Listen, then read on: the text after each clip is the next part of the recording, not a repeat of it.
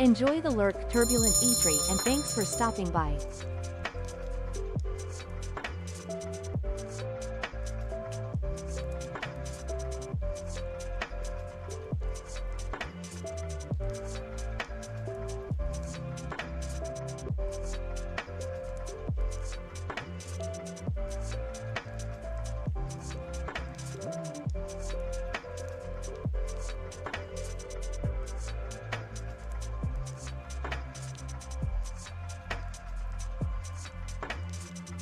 Enjoy the lurk bell, the one and only, and thanks for stopping by.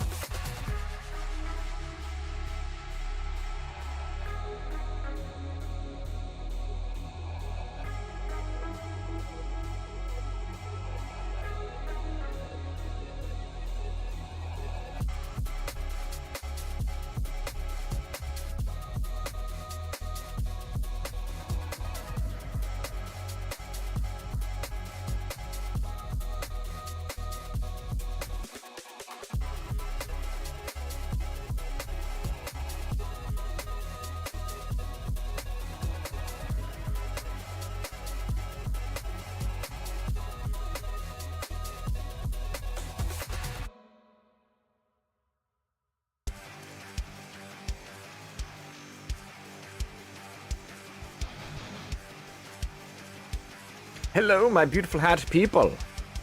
How are you today? Doing well, I'd hope. I am doing well. I'm excited. Today is hopefully, maybe, probably the day that I finish EMI route. I'm gonna try to. We're gonna try to. That's the goal is to finish EMI route. We'll see. We'll see if we actually get there. I have no idea how long Act 4 is gonna be. Underscore orange horny. God Underscore damn orange it. Horny.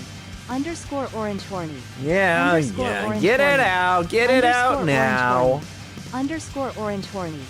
Underscore orange horny. Underscore orange horny. Underscore orange Yeah, horny. yeah, Underscore yeah. orange horny. Underscore orange horny. Underscore orange horny. Here, Underscore orange horny. am I gonna have to Underscore do orange something to horny. stop you from doing Underscore this? orange horny. Underscore orange horny. Underscore orange horny. You fixed the Underscore emote spam orange thing? horny. Underscore orange no. Apparently. Apparently not. Oh, well. He's not repeating it as much. Yeah, I'm guessing that's just something of the using streamer bot for it instead of just the app itself. I guess the app itself doesn't duplicate the emotes, so there's that at least. Is what it is. Anyway, but let's go. Gonna beat EMI route today. I'm simultaneously excited and a little worried and perhaps a little upset. Is that gonna be any more? Is there gonna be any more EMI content after this? I'm gonna have to obsess over another girl.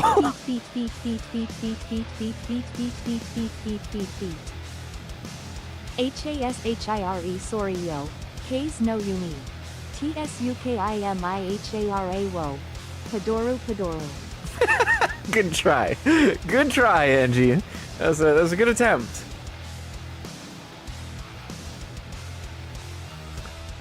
I'm gonna squeeze out every second I can of this stream before I go to school. Ah, I see, I see. Well, we're not gonna take too much longer. We're gonna get into this sooner rather than later. Important announcements. I don't really have any, actually. The only thing really is this Thursday we're gonna have a fun, I guess it's kind of a marathon stream with Max, because we're gonna be, he has a birthday party. I'm gonna be joining there for like 6 hours or so. I am sick. Can I get 6 funds? You already got a small low of 10k. Make it work, sick boy. I mean, you even get points too. You get points like every 5 minutes or so.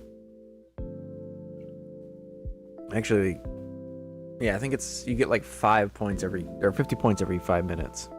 You're gonna visit the birthday party like you did the one in the last stream? No.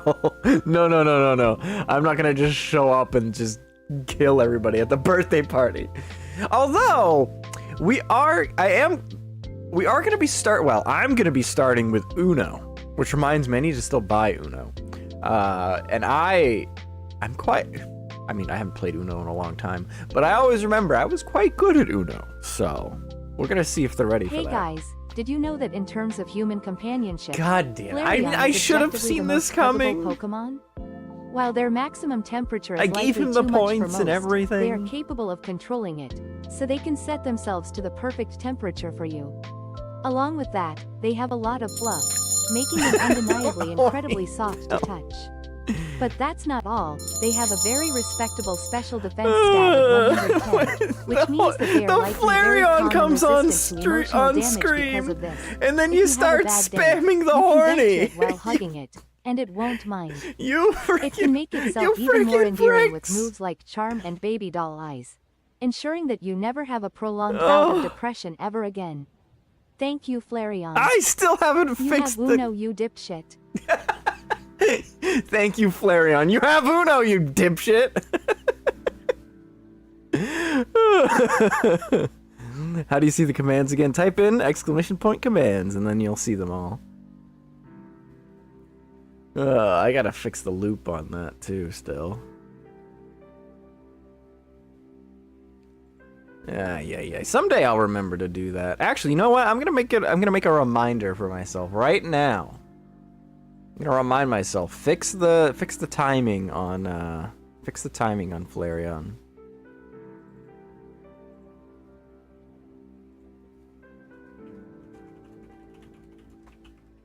There you go. I'll hopefully remember to do that when I'm editing next. Alright. I am broke. Have you ever felt trapped in a dream before? Like, even if you were to scream as loudly as you could, it feels like nobody would hear?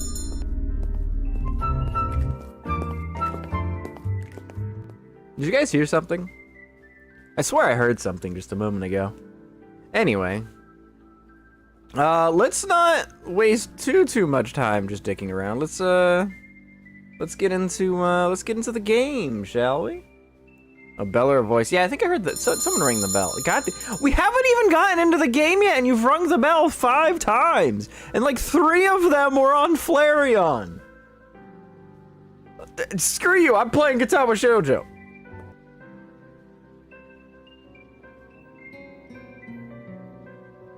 Let's get into EMI. I mean, you're right, but also, shut up. All right, let's load. What was our last save? A swing and a miss. Yeah, a swing and a miss. Alrighty then. Let's begin. This sound of my alarm is an unwelcome intrusion on a sleep that's been a battle to obtain.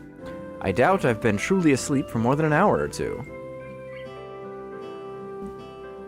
So how far deep in are we? We're on Act 4. Don't forget to disable the music. Oh, yeah. Thank you, Stern. Yes, we're in Act 4. We just started Act 4. This is the last act of the game. Trying to get it done today. We'll see. Too much on my mind. Did I make the right choice, leaving the house yesterday? Did I manage to get Emmy to realize how unreasonable she's been? Am I ever going to manage to get her to stop being unreasonable?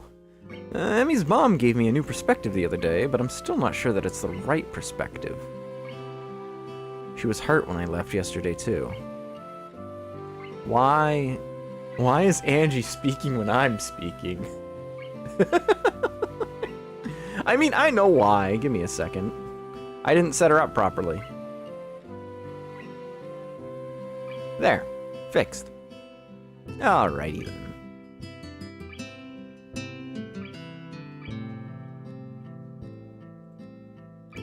She was hurt when I left yesterday, too. Angie took control. Emmy's mom has got it going on. Emmy's mom has got it going on. I should really learn the rest of this, the lyrics so I can actually continue the bit. I know that part of any conversation is going to have to include an apology about that. Right thing to do or not, I heard her. I hurried down to the track, eager to talk to Emmy. I think I know what to say. Apologize for leaving first, and go ahead from there. Unless, of course, Emmy doesn't show up. Which, from the looks of things, seems like it's the case. It's been out 15 minutes since I got here, and there's no sign of her. So how does this hat taste? Nom nom nom nom nom nom nom. She's never late, not unless she's sick, which is unlikely. She probably just doesn't want to see me right now. To take my mind off what that implies, I begin my warm-up routine and take off around the track. It clears my mind wonderfully. For the first half hour I'm running, I don't think about anything but the run. However, once I've finished and Emmy still hasn't shown up, I get a little worried. With any luck, the nurse will know where she is. If nothing else, I can see what he thinks what I should do next. So last night didn't go too well, I take it. Huh? You already know? I have my ways, and it's not as if I'd missed the distinct absence of your running partner this morning, now would I? No, I suppose not. So, what happened? Don't you know already? Maybe, but I could be bluffing. Perhaps I prefer to get your side of the story before I give any advice. I quickly fill the nurse in on the events of last night, and he takes it all in without changing expression once. Nothing about the whole event seems to surprise him, although he does seem surprised when I say that I didn't follow Emmy. Chose to talk to her mom instead, huh? Smart move, though I guess it didn't work out too well for you in the end. Well, I'm not sure. Emmy seemed apologetic when I left, or at least she seemed that way until she put up her defenses again. The nurse sighs and spreads his hands in a conciliatory gesture. Frankly, I'm surprised she let them down at all. Emmy's had a lot of practice on that score. You probably won't get anything else out of her. Can we take the mom instead? You know what this is for. Because same. I don't believe you. Is that so? You think she'll tell you the whole tale? I'd swear I just saw the nurse's eyes glitter a little. His expression is the same, but he leans forward ever so slightly. I think she'll open up if I ask her without being an idiot about it. Yeah?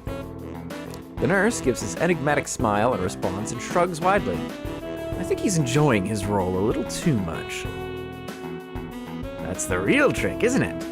Are you sure you know the right way to approach the subject? I can guarantee that Emmy's going to try her hardest to pretend last night didn't happen.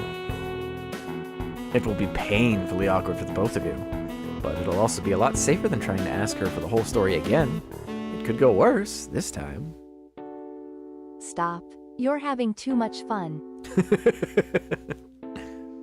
Are you ready for something like that? Sounds like a challenge. Like he doesn't believe for a minute that I'd be so bold. I actually feel a little insulted by his lack of confidence in me. Of course I'm ready for that. I love her. My outburst gets the raised eyebrow in response. Well then. Good luck. Let me know how it all turns out.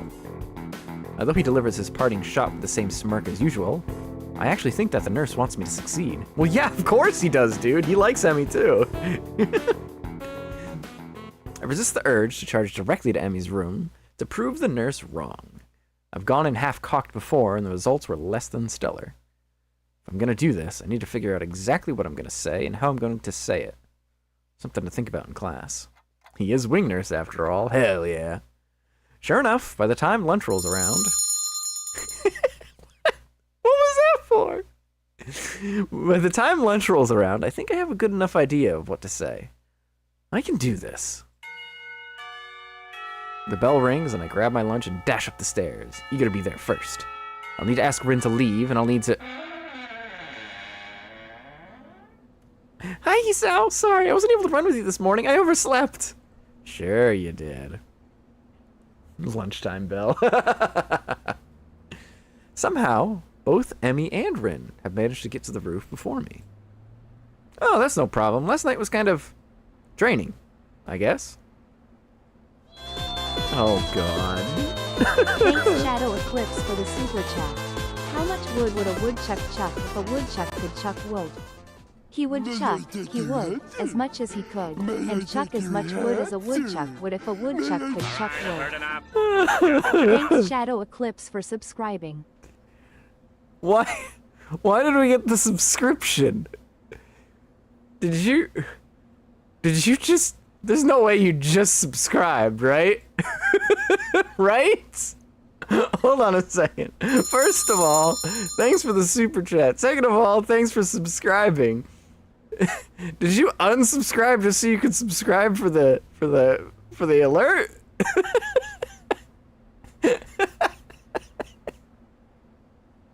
I don't know what to do with you. I was already subscribed. Is Emmy gonna get some of that wood chucking? Wait, can you do that? I don't know, actually. For starters, you need to have public subscriptions for the alert to work in the first place. Second of all, I don't know if unsubscribing and resubscribing will count. You probably have to be unsubscribed for a certain amount of time. I just broke Angie again. I guess so. I don't know why it did that. Somehow you triggered the subscription alert. I wonder if... I don't know. I can't even hypothesize why that happened. But... oh well. It is what it is. I'm back. Welcome back. Welcome back. Glad to... God... Thanks, Turbulent Eatree, for being a part of the hat crew for 10 months. Ring a ding ding. Give Emmy a hat now. Fire Emblem. Welcome back, everybody.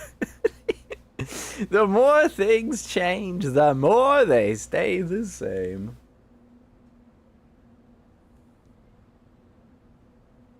All right. I'd give Emmy a hat, but I don't feel like I kind of want to just play the game, and I don't want to spend time finding a hat to give Emmy. Tell you what, I'll add this to the to-do list too. I'll create an image with Emmy. Create a meme for of Emmy wearing hat. There. I'll try to get to that at some point. What kind of hat would fit Emmy? Any hat. My hat. Me. I can't play anything, so I'm just here. If you type exclamation point points, you can. We have points now. We have like a channel point system. You get points just for being in chat and participating, and you can use exclamation point commands to see a list of commands that you can use, such as ringing the horny bell. And I plan on adding a lot more too.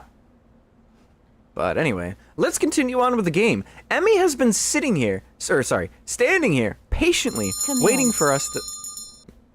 Did you just say commands? You're too powerful. I don't know how to... Oh, Jesus. It's because I broke my arm, so I can't play anything. Oh, that... Well, I mean, you can play some things, right? You can play one-handed games, right? And all that implies. Still, I'm sorry to hear that. I broke my arm once as well. Oh, why don't I tell my arm break story? This is a good this is a good relatable moment to tell the story about that time I broke my arm. When I was a wee lad, I couldn't have been. I was probably in like the first or second grade. This is how long ago this was. I was a tried controller, but I'm right-handed. Oh, you broke your right hand, didn't you? Hey, what a coincidence! I broke my right hand too. I love carrots. Give me carrots. Throw all your carrots to me. The freaking carrots. Anyway, let me get back to telling my broken arm story. Stop interrupting me. So what happened is it was recess time, baby, and we were on our way out to the little the play area. We were going outside to go. Actually, no, it wasn't recess. It was gym class, which is like the same thing, right? So it's basically the same thing. But we were on our way there. I was really excited, and everybody else was really excited because we're little kids. We get to go play. Let's go.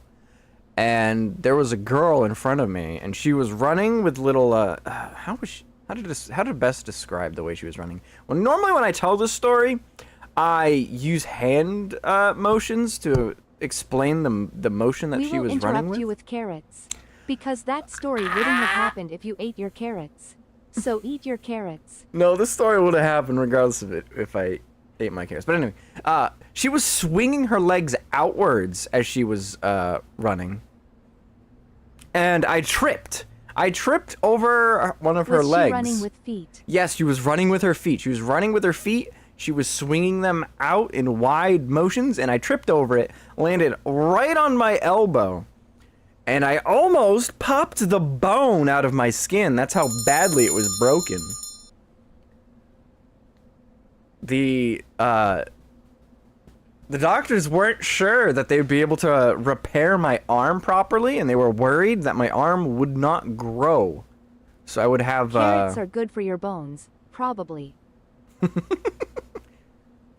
I tripped on my own feet and broke both bones in my arm. Ah, that sucks. That's awful. But I hope you recover, because yeah, like in my story, yeah, I almost had a tiny arm. I almost had one tiny arm with like little lopsided arms, but they did a good job putting me back together, and my arms are equal length. Though I do have a scar on my right elbow now from where they had to put pins in to keep my bones in place. I've been perfect and never broke a bone in my body. Well, lucky you! You almost became one of these two characters.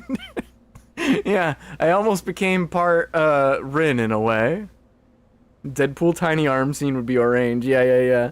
Anyway, so that's my arm broken story. That's also the story about how I literally fell for a girl that one time. I don't even remember her name. I don't know who she is anymore.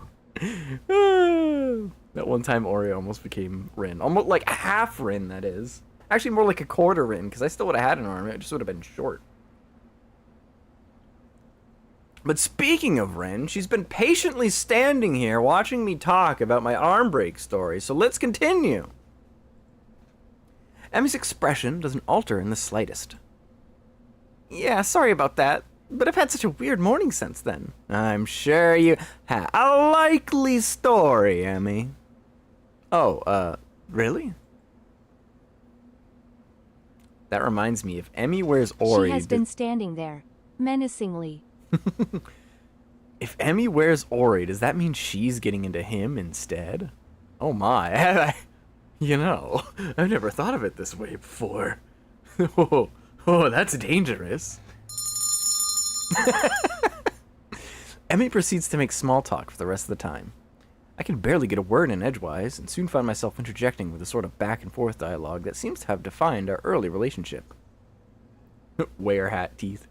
They're in there somewhere. I'm not going to get anywhere on this problem during lunch, obviously. I can respect that.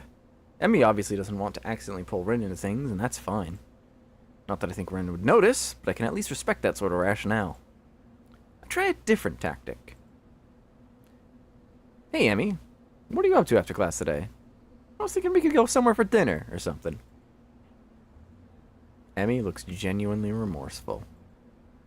Sorry, Hisao. I promised the track captain that I'd stick around after practice and help some of the other kids with their form. It'll have to be some other time. Yeah, sure. Okay. I'm honestly not sure what to do now. Maybe diving into things the day after would be a bad idea anyway. She might still be angry about it and just not showing it. Besides, if she's got track team responsibilities, that's fine, right? Oh great, now Hisao is brooding again. I tell myself some variation on this theme the next day. Then the next. I wake up, run with Emmy, during which she refuses to talk about anything but the run, and what she was doing the night before. And then lunch, where we sit and make small talk until the bell rings. Her new responsibilities effectively keep me from seeing her outside of school. Maybe, just maybe, I'm letting it happen because it's safer this way. Just like the nurse said. Except while it may be safer, I'm feeling more and more wretched. Emmy doesn't look good when I see her anymore. Dark circles lurk under her eyes, she seems more and more distracted, and I can't bring myself to just ask what's wrong, because the timing never seems right. I'm absolutely miserable.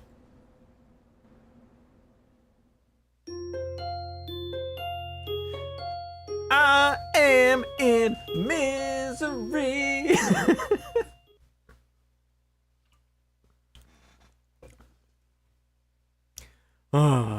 Another lunch comes. I trudge up the stairs to the rooftop like a condemned man. Rin is up there, but Emmy is not. Immediately I worry that something's happened to her. Maybe the lack of sleep finally made her collapse, or something worse. She seemed pretty tired after our morning run. Maybe she fell asleep and didn't make it to class. There ain't no Emmy who could comfort me. Oh yeah! Hey Rin, where's Emmy? In response, I get a rather penetrating look from Rin, and something approaching a frown appears on her face. Is that information really important? Rin's like, is my company not good enough for you? We've been friends this whole time, and you hardly ever acknowledge me. I think so. She's usually here with you, isn't she? I don't know. I have no way of being sure. I can confirm that she is, in fact, usually here with you when I come up. Well, she isn't now. Does that worry you? Kind of.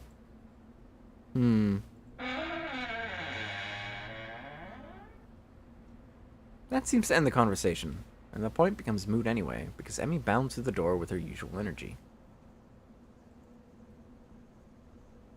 He said I was kind of worried about you, Emmy. I don't think he can decide, or maybe I just don't believe him. But I think I'm gonna go somewhere less awkward now. Alright, Rin. So about 50 points per minute. Yep, about 50 points per minute. I'm so surprised by Rin's being so suddenly forward about, well, anything at all, that I merely watch her head through the door. Emmy is similarly surprised, and colors slightly crimson as she stares open-mouthed at me. It occurs to me that I should probably say something, if only to break the awkward silence that has suddenly descended. It's because you weren't here yet. I was, worried about it. Why? You're usually here, so I was worried that something had happened to you. Rin can kick the door open at least. She sure can. I'm so proud of her. This isn't the first time I've been late, you know. Did you get worried all the other times, too? I'm the reason why shampoo has instructions.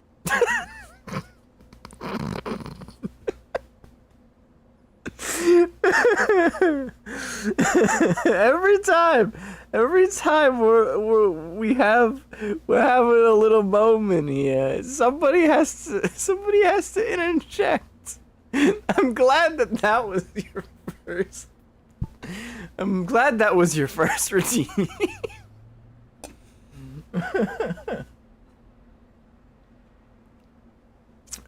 Not really. Emmy seems slightly amused by this. I don't know why, but that kind of pisses me off. So why was this time an exception?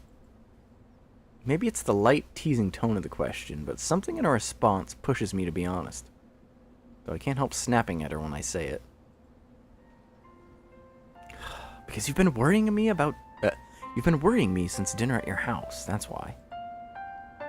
Well, now it's out in the open, and Emmy's eyes are wide. She looks like she wants to bolt, but she doesn't. Ah, still on that, I see. What, you think I'm just supposed to forget about it? You threw me out of your house. We've been going on for almost a week pretending it never happened. I didn't see you bringing it up either, you know. I know, and I'm sorry that was the case. We have to address it, or we'll just keep up this whatever it is that we've got right now. It's killing me to look at how you look right now. Did you know that? Those circles under your eyes and that distracted look in them. And I can't help but worry that I've caused it somehow. Hot-heady Sal. You haven't. Trust me. Well, I haven't helped either. And I keep pushing you to tell me things you aren't ready to tell me. Maybe I was wrong to try getting your mother to help me out. But I've been so worried about you that I didn't know what else to do. Well, you don't have to worry about me anymore, okay? I think it's pretty clear we're not right for each other, so maybe we should just stop. Her face is twisted up as she says this. Like, she doesn't want to say it, but forces herself to anyway. You don't actually want to do that, do you? Heck, you can barely bring yourself to say it. Anyway, it won't keep me from worrying about you. I care too much about you to just stop on command. You don't want to tell me what's wrong? That's fine, but I won't stop trying to help you. Even if it's just standing by you. Stop saying that! She's shaking now, and as she looks at me, I can see she's afraid and frustrated, and a million different things all at once. I shake my head slowly and take a few steps towards her. You know what your mom told me? She told me that you'd never ask for help, because you know that you're strong enough to get through anything on your own. But that's not the full story, is it? Her eyes go wide, and she takes a step back. I keep going, because I think I've finally figured it out. Something tells me I won't get another shot. I've put it off for far too long as it is. Get the damn bag! Hisao, you're cooking! You're cooking with gas now, boy! There's no harm in having someone help you, unless you're worried about needing help in the first place. You're scared, aren't you? Because of... I trail off, because I don't know for certain what happened to Emmy's father, and I don't want to jump to a conclusion. Well, never mind why, but it's okay to be afraid. You've been running from it, and from me for so long. Even though you know eventually you have to turn around and face your fear. And I'm gonna be there to help you when you do. I won't stop, because I don't think you'd want me to. You can understand that sort of determination, can't you? I can see that I've gotten through to her, but she quickly falls back to anger to try and push me away again. Hi, Deshawn. Welcome, welcome. Can you sing Twinkle, Twinkle, Little Star? Hold on a second. I can't sing at all. However...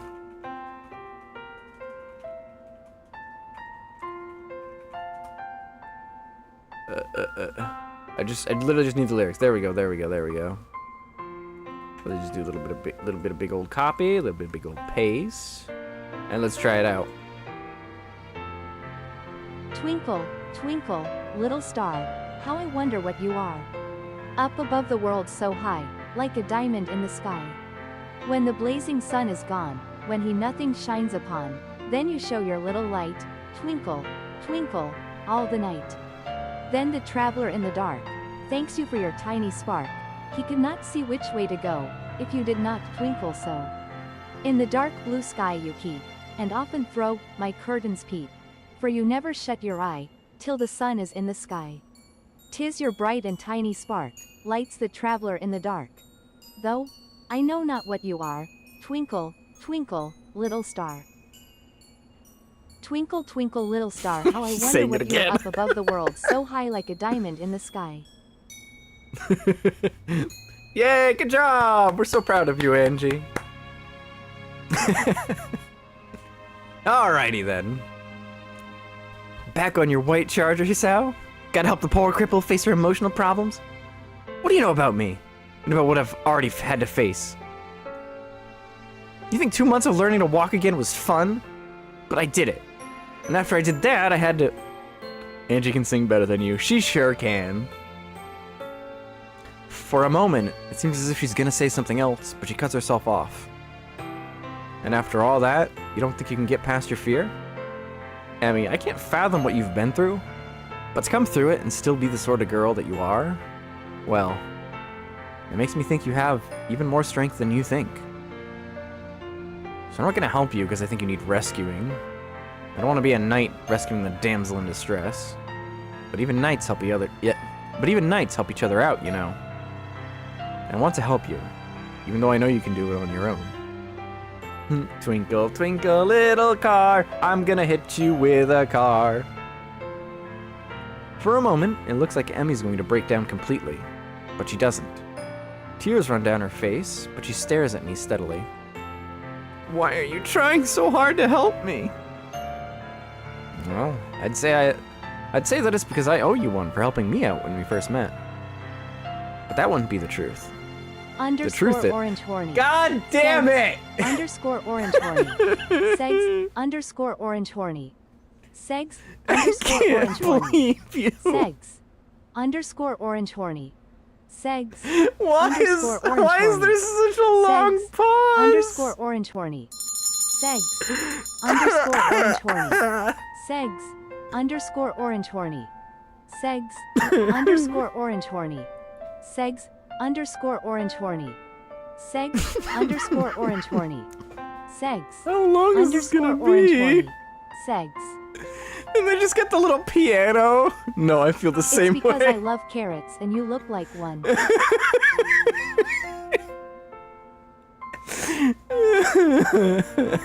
No, I feel the same way. Of course you do. Of course you do. Why would I expect otherwise? The truth is, I just want you to be happy because I love you. Had I ever said that before? We've been in a relationship, and it's been pretty obvious that I love her. But did I ever actually speak the words? What did you say? I have to keep going back to these streams. You're damn right! We have a good time here! I say it again, savoring the feeling of being able to say it at all. Being able to say it and mean it. Emmy seems stunned. I said I love you, Emmy. I love you, just you. And that makes me want to stand by you, no matter what you have to face. I'm wrapped in for a fierce hug, as Emmy begins to sob against my chest. I'm sorry about everything, but I'm so scared, Isao. I'm so scared of losing you, and I love you too, but I can't lose you, I'm so sorry. Get out.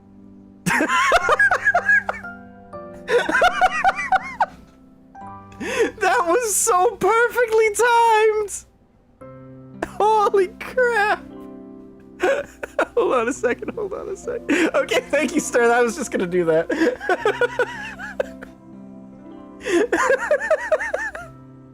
I can't believe you did that! Bad ending achieved. Emmy has been defeated. Have you ever felt trapped in a dream before? Like, even if you were to scream as loudly as you could, it feels like nobody would hear?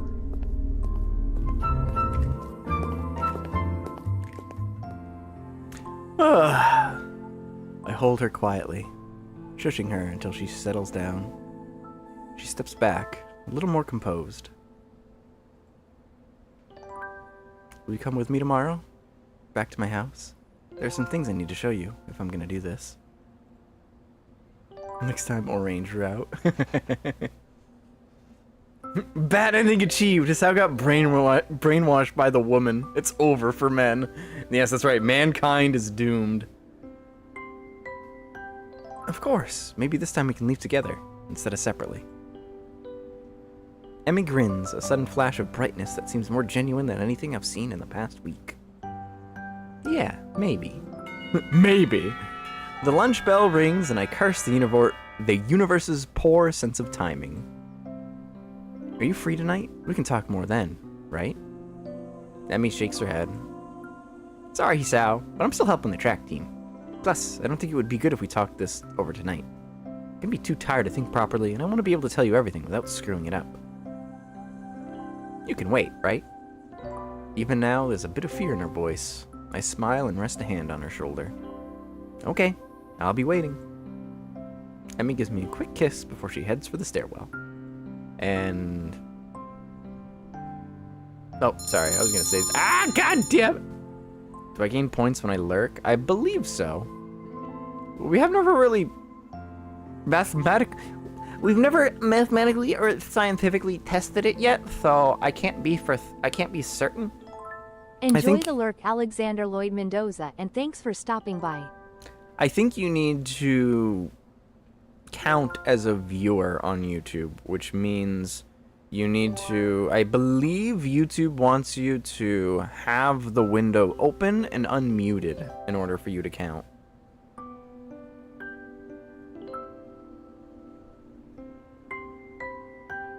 So... we are getting there slowly. What is that supposed to mean? I don't like the sound of that. Anyway, thanks, Isao. See you tomorrow morning. Wouldn't miss it. That's probably why my points didn't go up when I lurked. Yeah, using exclamation point lurk, and then keeping the window open will probably count you as a viewer for as long as you have the window open. I think. Unlurk. I like it. I head down the stairs with the feel of her lips on mine, suddenly aware of how much I've missed that sensation. I'll have to remember to thank Rin for getting us to talk to one another. Let's go, Rin! Mine was muted, that's why. Aha! What's the time frame between no comments and not get points? I have no idea. I don't know if you have to, I don't know if you have to be active in, like, actively active in chat in order to count as a viewer. I don't think so. Because not everybody talks in chat. And that's fine, of course. But they should be getting points, too. Although it's possible she won't even realize what she's done. Still, if not for her, I doubt I'd been able to confront Emmy again. Are stairs suddenly horny out now? You look at those stairs and tell me you don't have a little bit of a chub. Come on now. I guess I needed more help than I realized. Tomorrow, however, I'll need to stand alone through whatever Emmy's trying to work herself up to doing. I'll be up to the task, I hope. It's a descent to horny jail. We were in horny heaven and now we're heading to horny jail.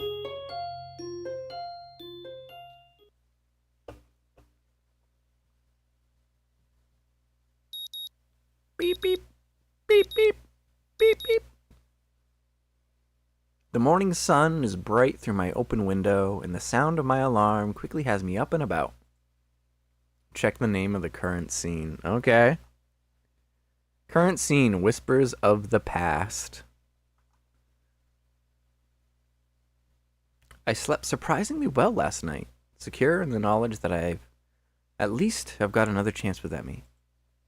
If I can just keep myself from doing anything stupid, maybe I'll find out what's been eating her recently.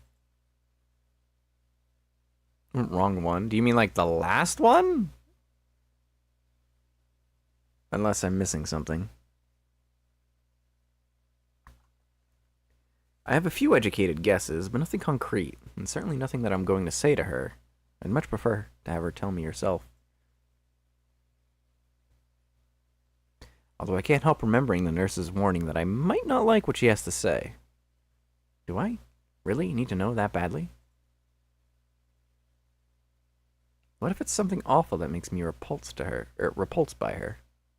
Can I really say that I'm prepared to handle whatever she has to say, regardless of what it is? So it does work when I put it in the top when I'm not in the app. There you go.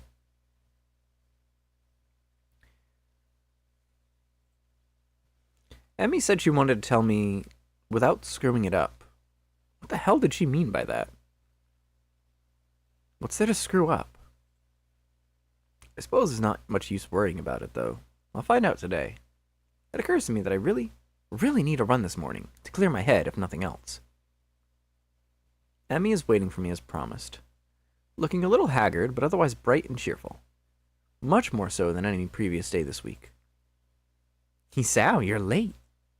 I wave my hand dismissively. Nonsense! You're just early. Emmy grins back, and it feels like we're finally back where we should be with one another. Except now Emmy, not just me, wants to take another step forward. Although a part of me worries that she'll be back out at the last second. Hurry up and stretch, Hisao. I don't want to miss the bus. The bus? I said I wanted you to come back to my house, remember? And I promised Mom we'd be there in time for lunch, so I wanted to hurry. Early start, huh? It's more for my mom's benefit than anything else. Ah, well, that's okay. I unsuccessfully try to guess what Emmy has planned, shortly before realizing that it doesn't matter that much to me. I quickly go through my warm-up routine while Emmy bounces impatiently from one foot to the other. She really does seem to want to get moving as soon as possible. That's a new face, I'm pretty sure. The run is over so quickly I can barely believe that I haven't fallen over dead afterwards. Emmy set a blistering pace, and I, in my foolishness, kept up with her. Oh no, she's gonna kill us! Well, until the last few laps, I had to slow down just in case. But I don't mind, and Emmy's waiting patiently for me when I finish. As patiently as she can wait, anyway. Rip Hisao. Finished? Good, come on! Grabbing my arm, she practically rushes me down to the nurse's office. You seem in a hurry, Emmy. Trying to catch the early bus? Yeah, I told Mom I'd be back for lunch.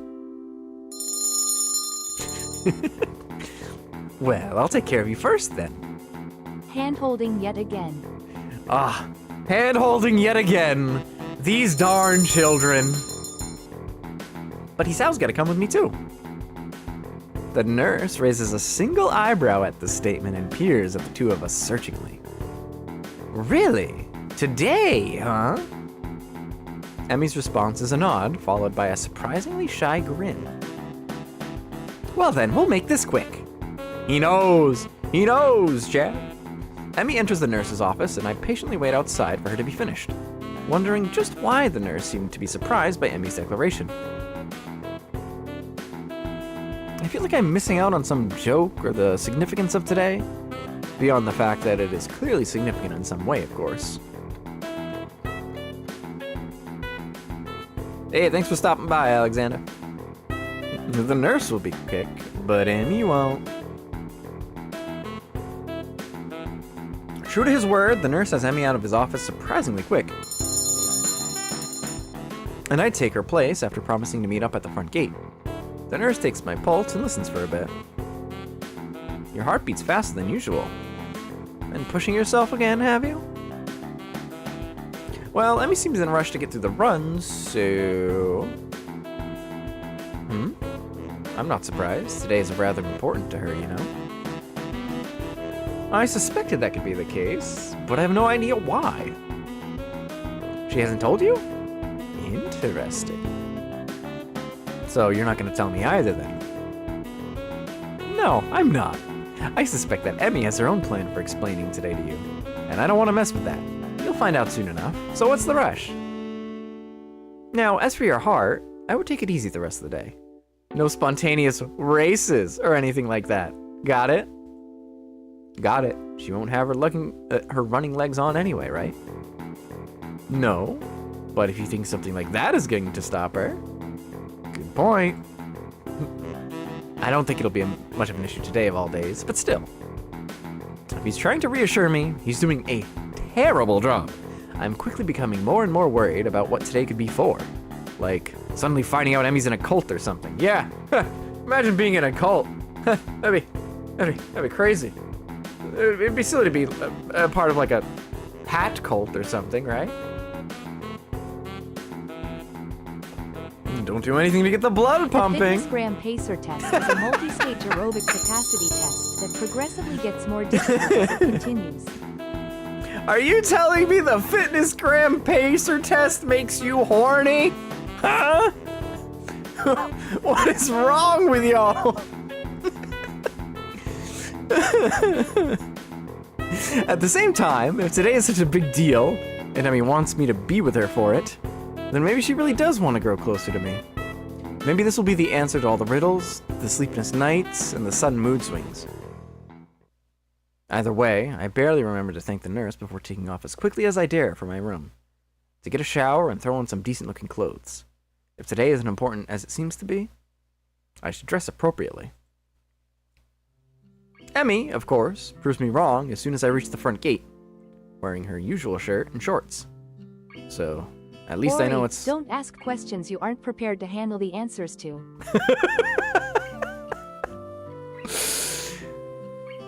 So at least I know it's not a terribly formal affair, whatever it is. You're early, Hisao. Not as early as you. Eager, are we? Emmy cheekily pokes out her tongue. The bus stop isn't very crowded at this hour. Oh, sorry. I was reading in her voice.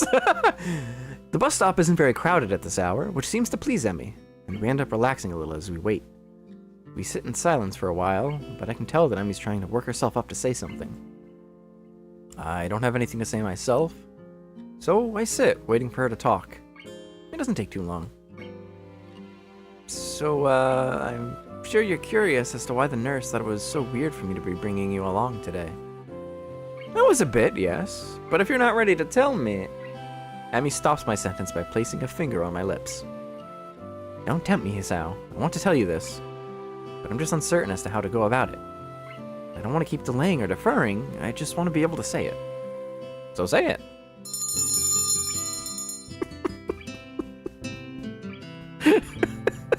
The timing.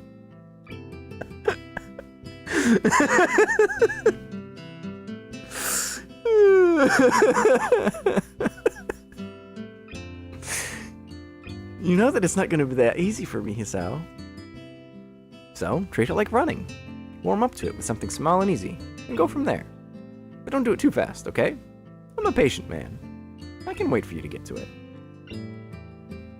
Emmy seems to consider my words, weighing them against what is probably a desire. That's right, go hard on her, not easy. Alright. Emmy seems to consider my words, weighing them against what is probably a desire to get it over with. I will admit, as much as I keep telling Emmy to take her time, I wouldn't mind her getting it over with either. But somehow I know that Emmy probably needs more time than the bus ride will probably provide to get it all out. Whatever it is.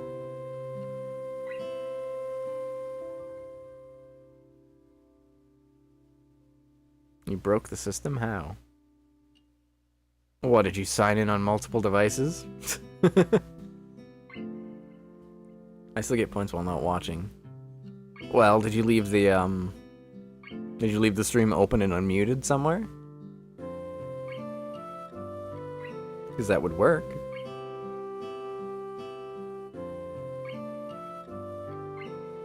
Anyway. Yeah, maybe you're right. The bus stop probably isn't the best place for this anyway. But just to make sure that I don't go back on my word, I'll at least say this. She takes a deep breath, lets it out, and after a moment, says in a low voice, "We're going to see my dad today." The words hang in the air, and I can see that Emmy's afraid that I'll panic and disappear in response, which part of me almost wants to do. But it would be stupid of me to back out, or to suddenly abandon the promise I made to be there for Emmy when she needs me. Nurse thought it was kind of weird of her to bring me along. She doesn't bring anyone along. Or at least, I'm willing to bet that she hasn't before today. I'm on phone. It was put down. I was on Showdown doing a Rand battle. Yeah, that'll work. That's considered focused. And if you mute your phone, but not the app, then that seemingly works. That seemingly makes sense. So you could do that. But wouldn't you rather want to participate and chat with me? With little old me? I'm just a little guy, you know. I'm just a little guy. It's just me. This is actually what I look like IRL. I'm actually a hat IRL. So when you get when you get mad at me on the internet, this is what you're getting angry at. It was a minimalized app. Hey, if it works, right? Why did you horny bell that? The day seems to take on an even greater significance. What has it taken Emmy to even get this far? I'm testing. I mean, I can tell you're testing. But, I mean, I just wanted to say it anyway. Ah. And why is that the best I can manage as a response? Yeah. Give me my dono points. I don't know what I should say. Nothing, I think. Just promise that you're gonna come with me. Of course, you know I will. Emmy smiles wanly, looking a little relieved. We have a quota to make for this stream. The horny doesn't wait! Good. In that case, we'd better get going. The bus pulls up just a little after she finishes the sentence. Vague memories of my first trip out here come to mind as I step off the bus. But unfortunately, they're too vague to be of any use. I will be the first to admit that I don't recall how to get to Emmy's house, so I let her lead the way. She seems content to walk in silence, and I myself have no idea what I could possibly say. So the two of us arrive at her house, having said nothing since getting off the bus. Emmy's mother opens the door and doesn't seem surprised to see me standing next to her daughter. I expect that Emmy would have planned ahead to let her mother know of the change in plans. Yep, there you go. Yep. Emmy, Hisao, you're just in time. Lunch is just about ready. Great, I was afraid we might be running late. As fast as you were going this morning, I doubt there was much of a chance of that. I certainly hope she wasn't too much of a bother, Hisao. She tends to get a little paranoid about being on time when food's involved. I hadn't noticed. This earns me a swat on the arm from Emmy, who, despite the serious nature of our conversation on the bus and the almost brooding quiet walk, has quickly become cheerful again. Probably to keep her mother from worrying about whatever it is that Emmy plans to tell me later. Can Missy- we crash a long bus through Emmy's mom back? What? What?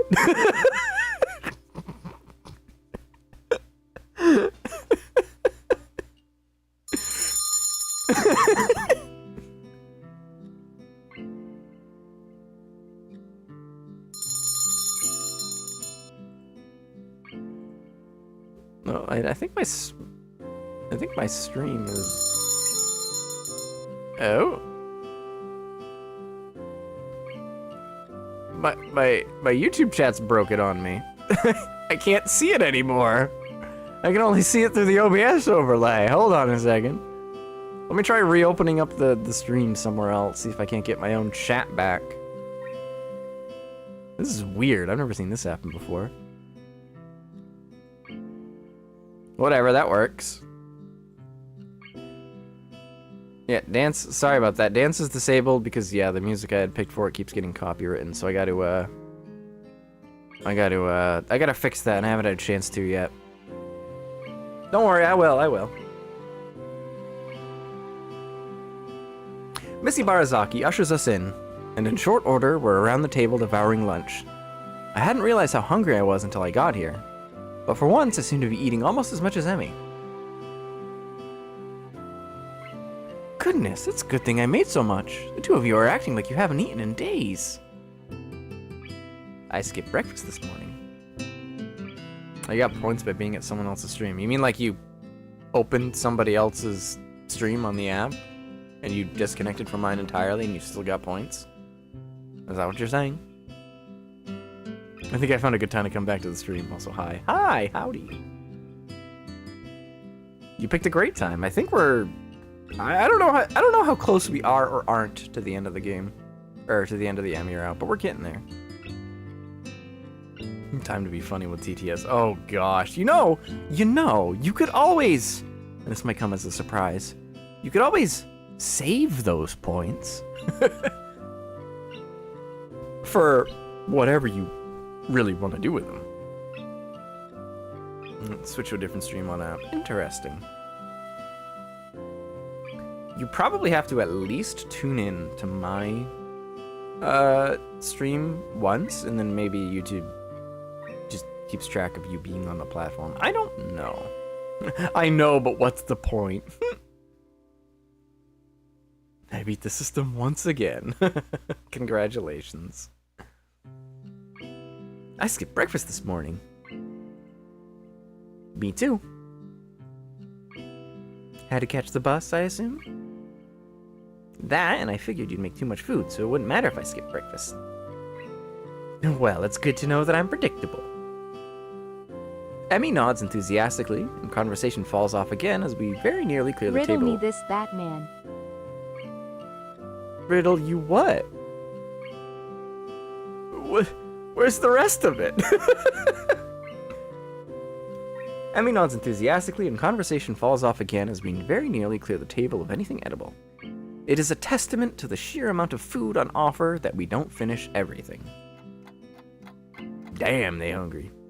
I lean back in my chair with a sigh and thank Mrs. Barazaki for the food. I'm glad you liked it, Isao. Now, has Emmy told you where we're going? Yeah, sort of. Is it far There's from no laws against the hats, Batman. There's no laws against the hats, Batman. You could wear them on your head. Who is eating out who? Yep, there you go. Congratulations. Congratulations. You take this horny bell ring. You've earned it. Not really, but we'll drive there to save time. It closes kind of early. I nod in assent and stand up, ready to go. I'll take them up. You're just all cashing in right now on the horny bell, ain't you? Unrelated, Emmy's mom has got it going on. She sure does, doesn't she? She sure does. Well then, shall we? Missy Barazaki nods and leaves the room to grab her keys. Emmy, I noticed, has started to fidget nervously. Second thoughts? Emmy smiles tightly at me and shrugs. She's fallen silent again, which probably means that I'm right, and she's starting to regret bringing me along. Not that I blame her. She's done such a good job of shutting me out that I doubt it's easy to suddenly open up. Honestly, I'm worried that she's forcing it. But she said while waiting for the bus that I'm not supposed to give her a chance to back out. Since I promised to go with her anyway, I suppose there's not much of a choice. I can't go back on my promise, and she can't go back on hers. I just hope that the both of us are up to it. We're off! Emmy's mother blows through the dining room, collects the two of us, and heads out the back. And heads out the door at a brisk pace. Now I know where her daughter gets it from. The car pulls up at the cemetery gates, and I feel Emmy tense up beside me. I reach over and give her hand a comforting squeeze, which causes her to relax a little. Emmy's mother doesn't follow us, explaining that she prefers to visit the grave alone. Emmy steps through the gates and looks back. Why? Why did you ring that there? Oh, I know why. It's because the hand. Okay, never mind. I figured it out. I pieced it together. I thought it was because we were going into a cemetery. I forgot about the hand holding there for a second. Emmy steps through the gates and looks back, as if to make sure I'm still there. We step into the cemetery. I don't feel comfortable in cemeteries. Gravestones litter the ground, each one serving as a reminder that someone used to be alive and is no longer. How many died young? How many were as old as I am now? When do I wind up with a marker of my own? How much longer do I have left? The concept of not waking up, not seeing Emmy anymore, is not a happy one. It frightens me. I very nearly turn around and exit right then and there. I don't want to go among dead people. I don't want to see their stones and think about who they were or what they could have been if they'd only had more time. Then I look at the girl next to me, and my resolve returns. Emmy's striding purposely down the path, eyes clear, setting a pace that's very nearly a jog. The sooner we get there, I suspect she thinks, the better. We're here. I see dead people, with feet. Oh my god.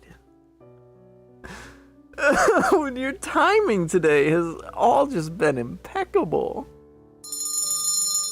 Why did you horny that? Oh, right, feet. You know, I gotta start paying more attention to everything so that I actually know why the bell is rung. Sheesh. A gravestone, wholly unremarkable in everything except for the name etched upon it. The grass has grown up around the base. Emmy's eyes are riveted to the stone. After a few moments, she turns around, looking surprisingly calm, yet solemn. Pink's not actually my favorite color, you know. What? I'm warming up to it. People tend to think that pink's my favorite color. I think it's because I like strawberries. And even though those are red, they just assume that pink's the right color for strawberries. And that it's my favorite color. But it's not. I'm too polite to tell anyone otherwise, of course. And it's not the kind of thing worth getting worried about. But I'll bet even you thought pink was my favorite color. Blue. That's my favorite color. My mom and dad are the only two that know that. And now you do too. Thanks for telling me, I think. You're welcome. There's a pause as she considers what to say next, drawing a quick breath. I can't carry a tune to save my life. I can hum, but actually singing a song is something I've never been able to do. I don't mind, because I'm not a fan of karaoke anyway. Well, that's one potential date idea. That's one potential date idea out the window. People all think I'm really popular. Think I'm a really popular and friendly person, but I only have a few close friends. Probably because I keep everyone in the dark. But I think it's also because I hate the idea of losing a close friend.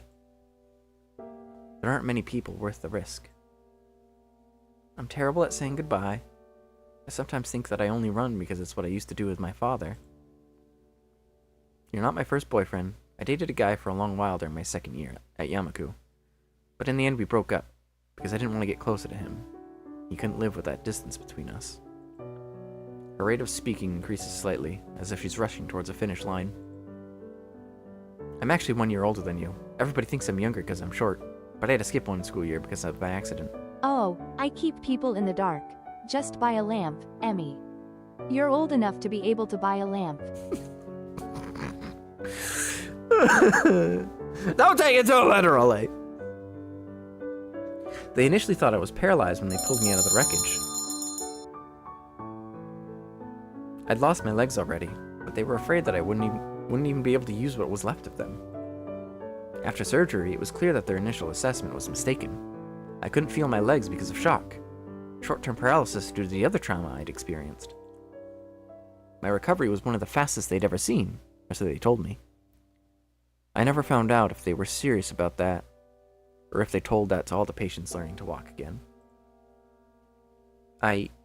She pauses, gathering herself for one last effort. 8 years ago today, I lost my legs, and I lost my father as well. He died on the way to the hospital. I didn't even go to the gravesite until 2 months later, and couldn't attend his funeral. Damn. I'm so sorry. Don't be. That's what everyone always says, that they're sorry. I hate hearing that. Like anyone could have done anything to change what happened. You know the best piece of advice I got? These things happen. I don't even remember who said it, but I guess they didn't have anything better to say. But it's true, you know? These things happen, and there's nothing you can do about it. They aren't necessarily planned, and they aren't always bad, and they aren't always good, but they are. Great job finding out what everyone could figure out with basic deduction, Hisao. You're not wrong. So I made the decision that I would live without worrying about the future. And to be sure that I never had to say goodbye again, I decided I wouldn't let people get close to me anymore. After all, they could be taken away at any time. And you know what? She laughs, a little bitterly. Her eyes start to well up with tears, and I step forward to embrace her, but she holds up a hand to stop me. I'm not finished. A deep breath, and she continues. It worked pretty well, until I met you and saw that you were trying to adjust the stuff here. So I thought I'd help you. And then you were so nice, and I couldn't help it. I just... Aww. Yep, I rung it that time. Did anyone tell her not to break a leg before running?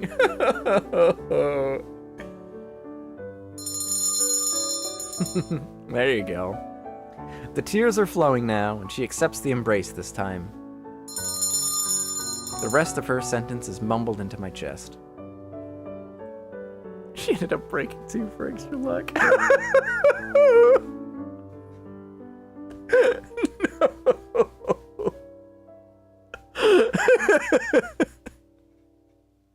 I'm bonking you for that one.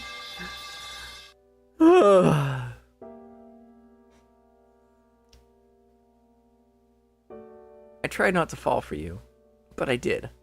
And then I tried to keep you at a distance, like with my first boyfriend, but I couldn't.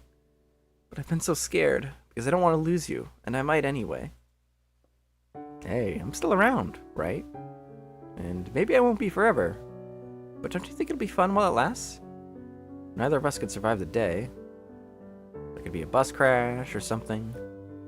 But so long as I know that I've been with you, I don't think it matters. A sudden thought strikes me, and I can't help laughing. My condition had me scared of dying so badly that I immediately seized on the opportunity Emmy presented to improve my odds of living longer. But without Emmy, would there have been any motivation to keep up with my running? It hits me that Emmy is the reason I want to go running every day, so I can spend as much time with her as possible. Emmy looks up at me, confused. We need the girl voice for Emmy. I want to so bad, but the technology is just not there right now. I really do want to do that because I don't have a good female voice. I think I've said this before. I wanted to be able to have Angie handle those parts, but I have an idea of how to do it, but I don't have the technology for it yet. Be patient, be patient. We'll get there someday. We'll get there someday.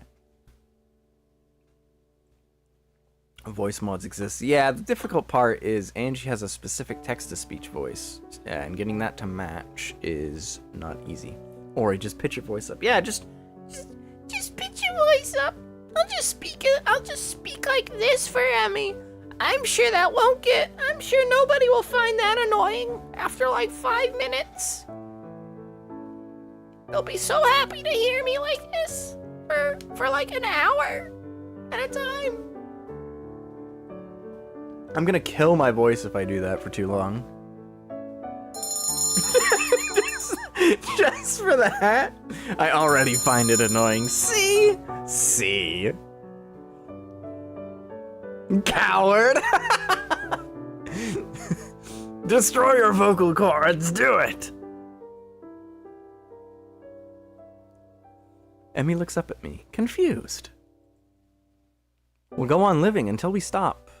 And when we stop living, we'll be able to know that at least we've had time together. And I wouldn't have it any other way. Because I love you, Emmy. And right now, that's enough for me. Become she's an A. Oh wait, she's deaf, not mute. No, she's mute. Right?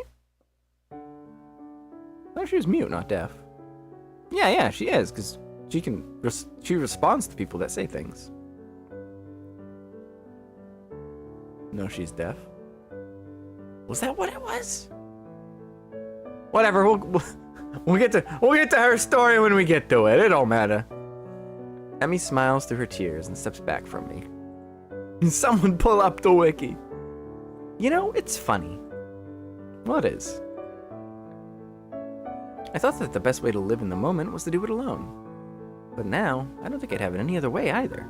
I'm glad I met you, Hisao. You see, Batman, it's my own Pokemon Batman. I can do whatever I want with it. You see, Batman, it's my own Pokemon, Batman. I can do whatever I want with it. There's no laws against the Pokemon, Batman. No, Joker! No, Joker, you can't!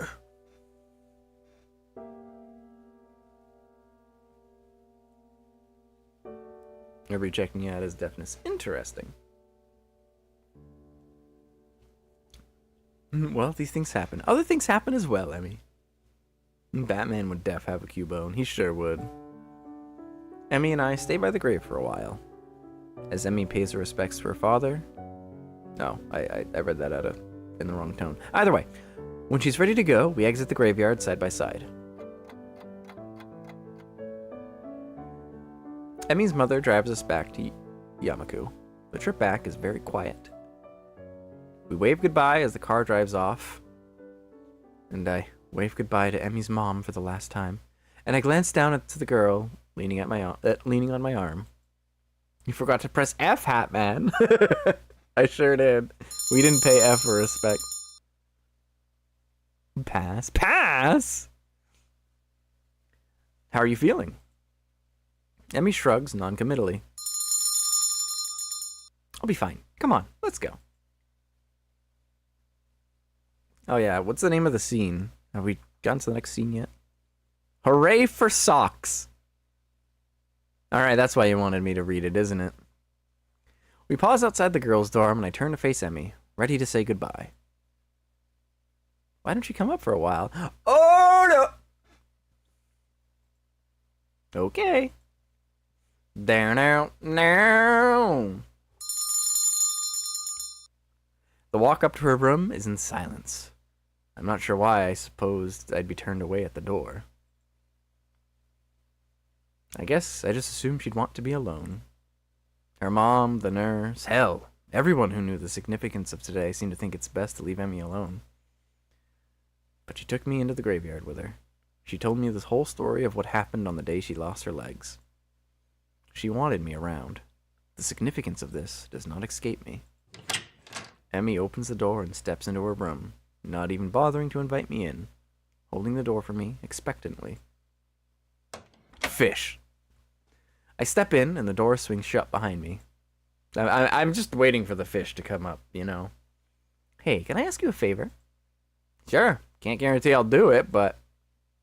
Emmy giggles and pulls me into a kiss that starts out soft, but deepens into something almost desperate. Stay with me, please.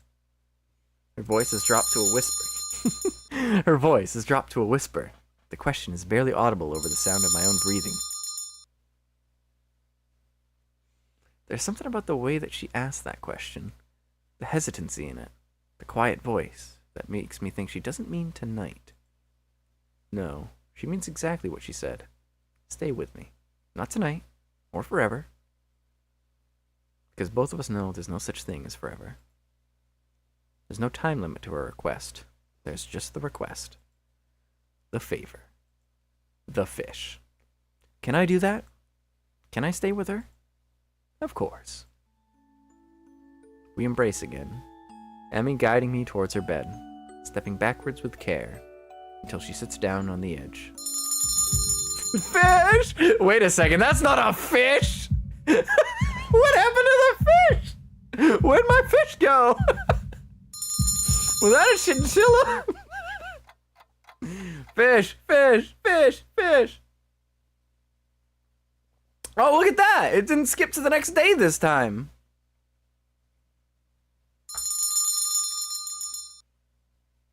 Chinchilla when? No, we'll only do fish. We'll only do fish. I collapse next to Emmy, who almost immediately curls against me, smiling. For a while, we lay in silence, savoring the feeling of being next to one another. Emmy is the first to speak. Hey, Hisao? Thanks for coming with me today. I am 12. I smile and plant a kiss on her head. Of course, my pleasure. Emmy snuggles closer, and I can feel her breathing begin to slacken as she begins to drift off to sleep. Just as she's about to fall asleep, she wakes up enough to mutter a single sentence. I love you, Hisao. She said it! That was the first time she said it. Then she's out like a light, leaving me feeling like I'm on top of the world. I draw the slumbering Emmy as close as possible, pull the covers over us to keep the chill off, and fall asleep as happy as I've ever been. Rin walks in. What the fuck?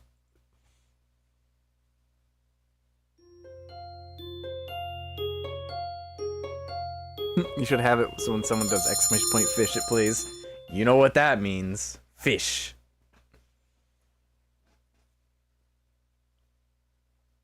The morning light seems to reach further into Emmy's room than it does into mine. This results in my waking up earlier than I would have if I had gone back to my room, as had previously been our routine. I did not realize it until this morning, but this is the first time we've actually spent the night together. And we're totally not supposed to, that's... yeah. The small movement from my partner's still slumbering form causes me to look to the side. Hair splayed across her face, Emmy continues to sleep peacefully curled up next to me. It's slightly weird seeing her without her trademark twin tails, but it's also a look I could get used to. The small size of the beds here necessitates her curling up, but I'm pretty sure she would have done so anyway. The covers are nearly over her head, and I smile as an errant strand of hair causes her nose to twitch slightly. Unable to help myself... Rin walks in and asks, "Hey Emmy, can I ask you and Hisao a question? What's with all the bell ringing I'd been hearing last night?" If you can screw the rules, you can screw other things. That's right. I don't know why Angie didn't say that. That should have been queued up afterwards. I'm sorry. Unable to help myself, I draw her a little closer, a move which she seems to think is a good idea. Her steady breath raises a trail of goosebumps on my chest, but I don't mind. I am no longer tired, but I do not feel a need to move from my current position. Emmy's warm body in repose against mine is far too comfortable to move. I gaze up at the ceiling and consider how it is that we got to this point. We've been close for a while, but not this close. You did good, son! You did good! Horny? It seems like only yesterday that she ran into me in the hallway and after apologizing decided to take an interest in my well-being. But that grew into something else, which I at least was not expecting. One thing is for certain. Having found Emmy, I will try as hard as I can to not lose her. My morning musing is interrupted by... You two were totally this close like 2 times before, you silly fish. He means emotionally, not physically. My morning musing is interrupted by further movement from Emmy. Her eyes flutter open, and she seems briefly confused by my presence in her bed. Then she smiles happily and sits up, her face looking down at me. Good morning, Hisao. Hi. Sleep well? Yeah, I did. Exhausting day yesterday, you know.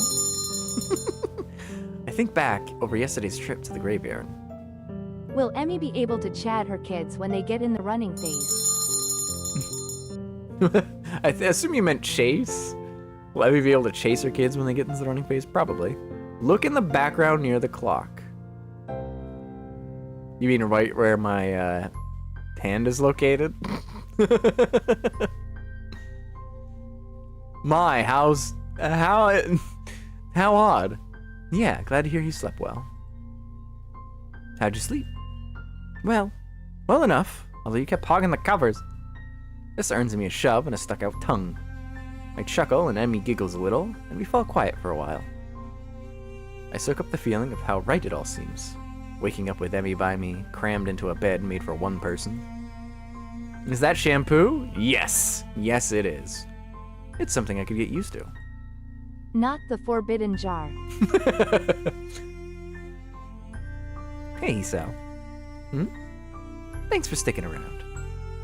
No problem. Save me the walk back anyway, right?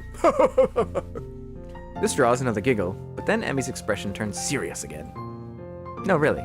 I kept trying to push you away, because I thought that was the right thing to do, and you stuck around through it all.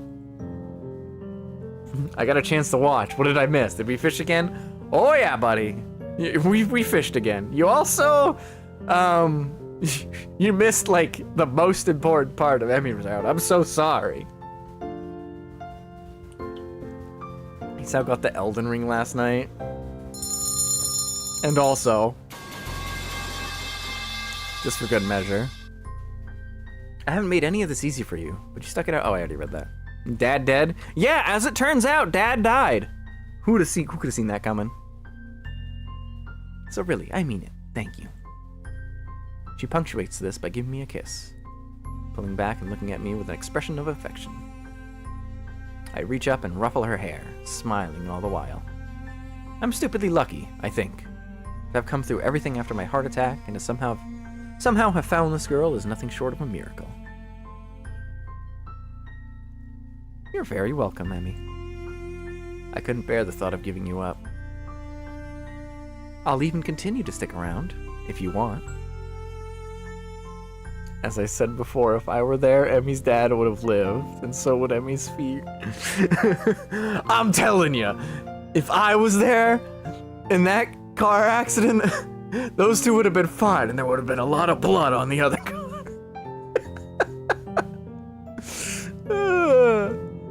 We did the deed with socks on. Weird. Well, we had socks on our feet, at least. Emmy, she can't really say the same. I'd like that. That settles it then. I don't know how long my heart will keep working. And I don't even really know what I'll do after this year is over, apart from going to university. As long as Emmy's around, I think I'll be okay. I've managed to help her, and she's managed to help me. If we keep doing that, we'll be okay, I think. So, Hisao. What do you want to do today? Chinchilla. We need a horny wing. Sure thing. Reached Emmy's good ending. Woohoo! And it's called Can You Stand Up For Yourself? It's messed up.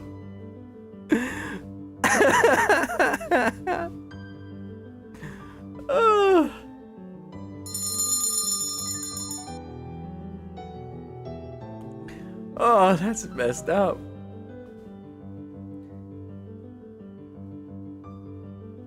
Ah, that was good. I liked that. That was good. This is, however, a lot earlier into stream than I had anticipated, and obviously we're not going to be starting the next route today.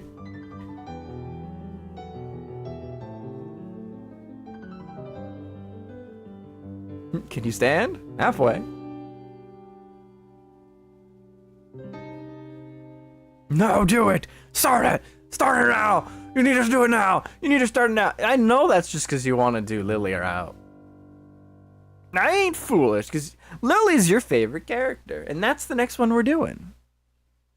You should make the rest of the stream a 2-hour Emmy appreciation post. Yes, that's right. We love the Emmy, we cherish the Emmy. We protect the Emmy. We do it all for the Emmy. Consider the no-pick route fast. The no-pick route fast. Listen, if you did Hanukkah, I would have done said the same. Yeah, likely story there, Chief. The Kenji route. Backwards long jump skip through the next one. Right, just skip through everything. I mean, where are our saves at anyway? Lunch and Science. Phantom Pain. So I think this is already on Emmy route.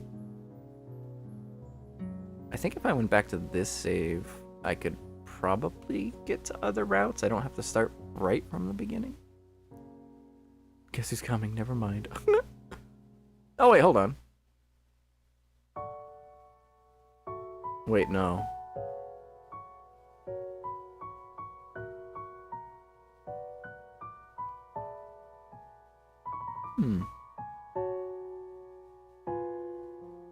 Actually, wait a second. Is this...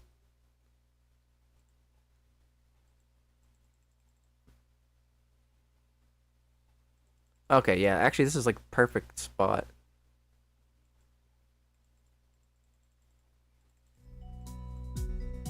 I think.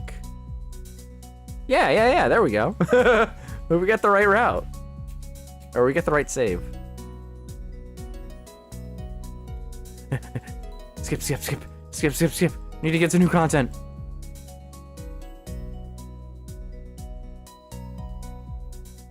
I think it's after you choose. Damn it. I think... I don't know, this might be... There's a fast forward button in the menu. I'm focusing. I'm focusing on making sure I have this right. Even though it doesn't matter, because I can simply get to the decision anyway, and that will tell me. I'm focused! Emi really taught Hisao the importance of flexibility after the scene. Emi's good at running for a girl without feet. Yes, she sure is!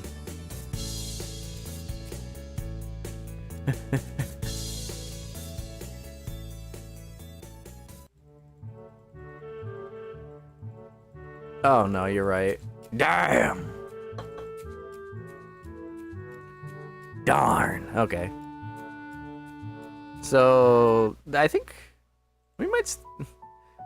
This might be the one. Skip mode.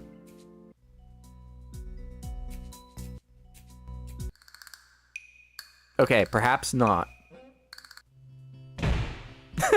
I love going through skip mode for the ends, because there's just sound effects. Wait a minute. Maybe we're good, actually. Well, we're doing Lily route, so we have to support Lily. Damn, a best boy cameo? What do you mean, best boy? This is Kenji we're talking about. You're good? Yeah. I want to at least get a save that's, There you go. Take it easy. The question is, do I continue? I'm torn. Because, like, we could go through and get to the point where we pick Lily's route here. But I'm just thinking, right? Because, I would prefer everything... Lily route. I would prefer everything to be contained within, like, the stream, basically. I think I can skip some of this part leading up to Lily's route, but I want to have, like, all of Lily's stuff all neatly packed together in all the streams. Lily route. Oh, of course. All right. Well, we'll continue until we get to around where we get locked into Lily's route, and then we'll stop there for today, okay? I let Emi go with her own pace, and she doesn't show mercy, pulling half a lap ahead of me in an instant. I don't blame her. I mean, it's not as if I'm really putting up any sort of real fight out here, is it? Instead, I'm just running at a steady pace, which is what I should be doing, right? There's no need to go pushing my limits at this stage of the game. God, is this even worth it? Worst case, you could play Thisomine after that. Perhaps. As we finish the second lap, I break off again. Emi keeps going, and it almost seems to me that she's disappointed. Well, that's stupid. I don't have anything to prove to her. Come to think of it, I've got nothing to prove to myself either. I'm just fine the way I am. And what I'm not is a runner. This was probably a bad idea. Maybe there's something else I can do instead of this. This hurts! It hurts reading this after just completing Emi's route, where he just said that she saved her by doing this. Hearing him say that this sucks it's heartbreaking, you know? Getting up this early sucks. There's gotta be some other way to keep healthy. Walking, maybe.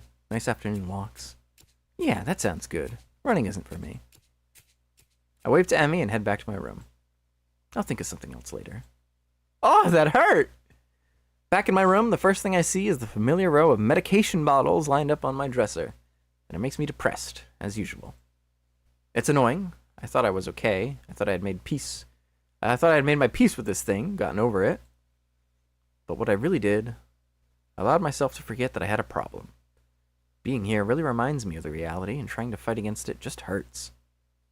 Reflecting on it is only going to do so much. I've done this before, for months. Seems like it's time to get over it. If I allow myself to forget that my life is definitely not going to be as long as those of others, I won't get anywhere.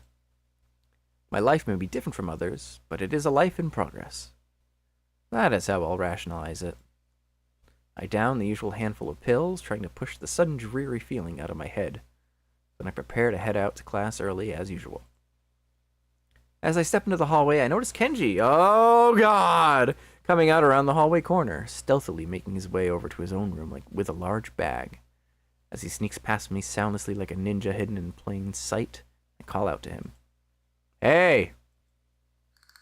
He jumps at the sound of my voice. Oh, hey, man. I didn't notice you there. I didn't notice you there. I'm really tired. I think it's more like he didn't see me, but that's not the issue. Where have you been? Oh, sorry, wrong voice. Where have you been this early? Shopping? Nah, I wasn't shopping. Sometimes I have to visit the math teacher. Yeah, I figured it would be a good idea to find out when the next exam is, since he tells you in advance if you want. So then, what's in the bag? I gotta go shopping while I'm outside. I need supplies to continue the fight against the vast feminist conspiracy. Okay. I thought you didn't go outside. I wear a hat now. Best boy! Let's go! Woo!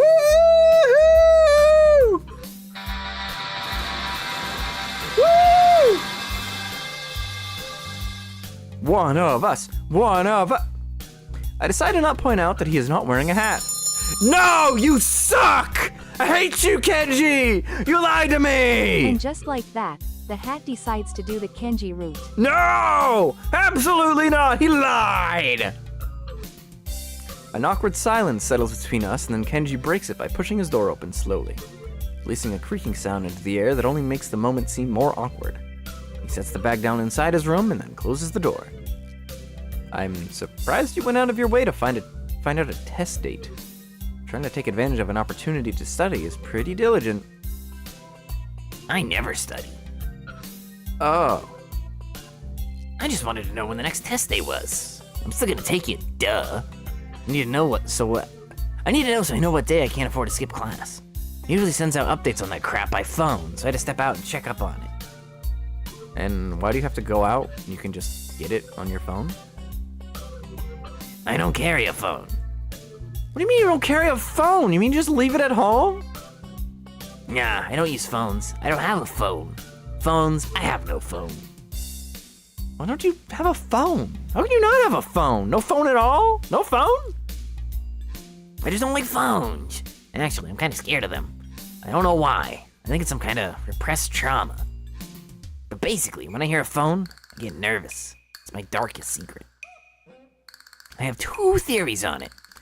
Either I have some fear of receiving some undefined, ominous, life-altering doom call, or I was beaten with a phone in the past. Beaten so badly I can't remember it. Beaten in the head?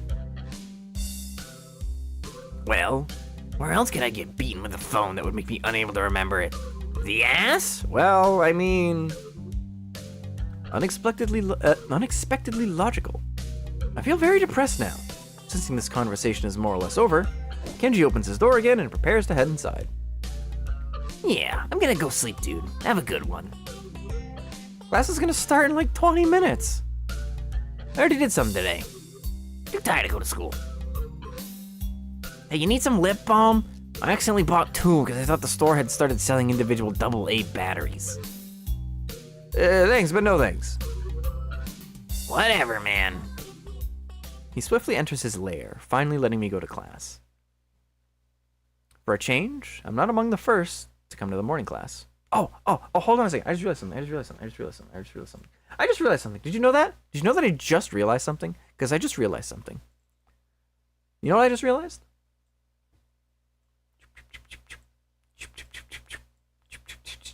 Oh, shoot. Aspect ratio. I can't fit this in properly.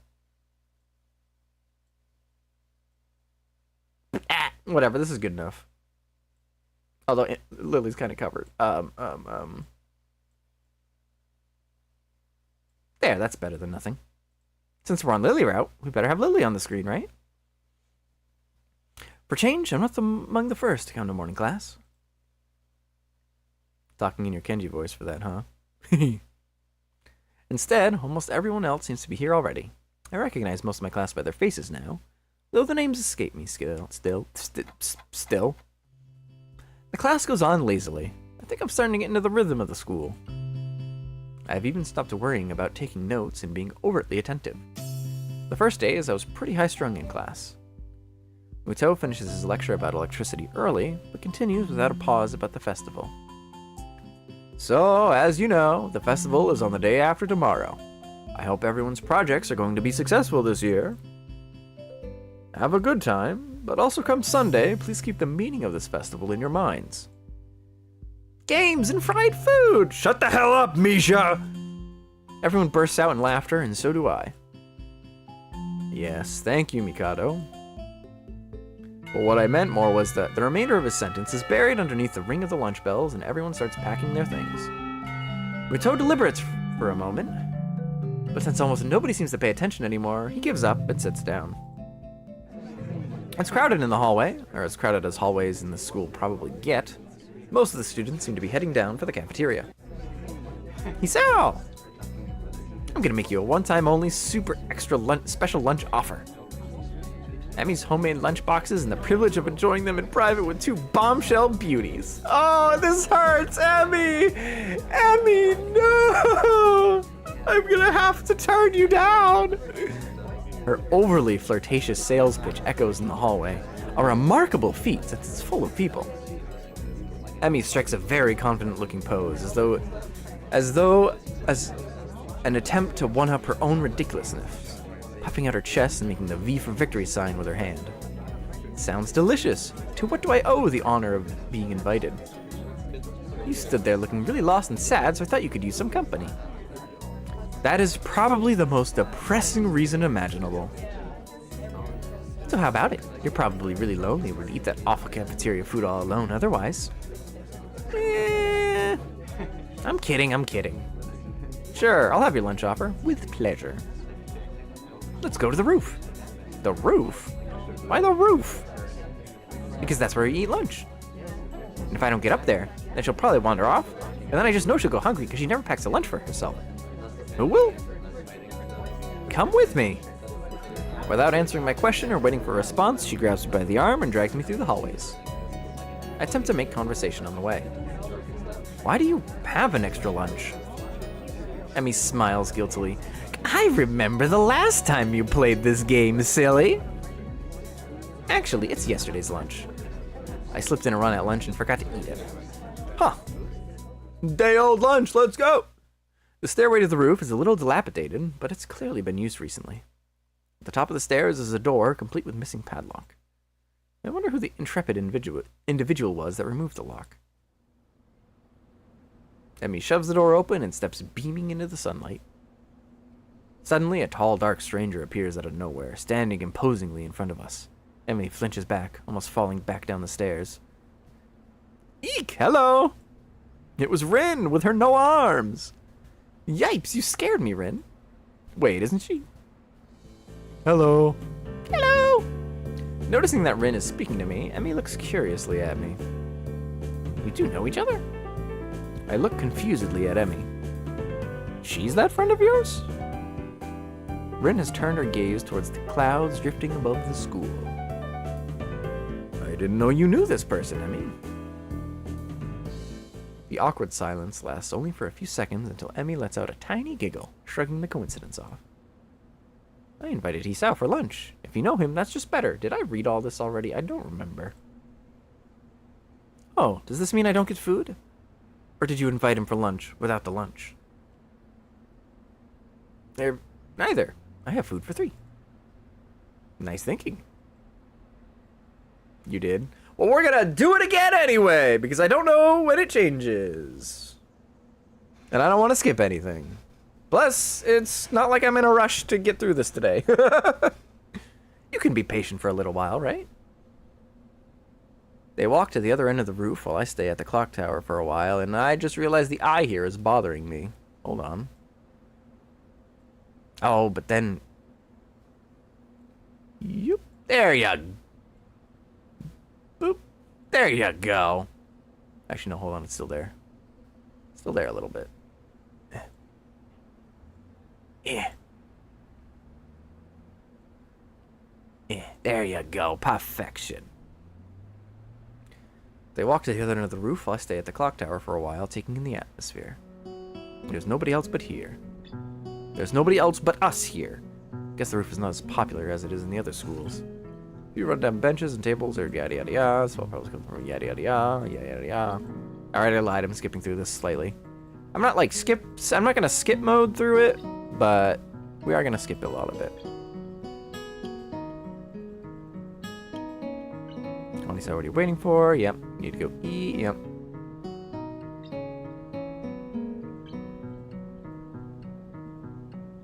Yep.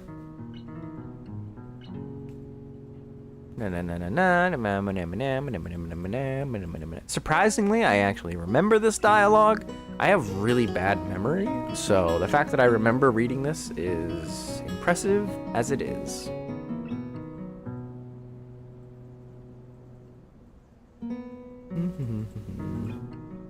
What would happen if you use it? Would you become a man? Oops. Alright, I'm not gonna lie, I am gonna skip mode through some of this.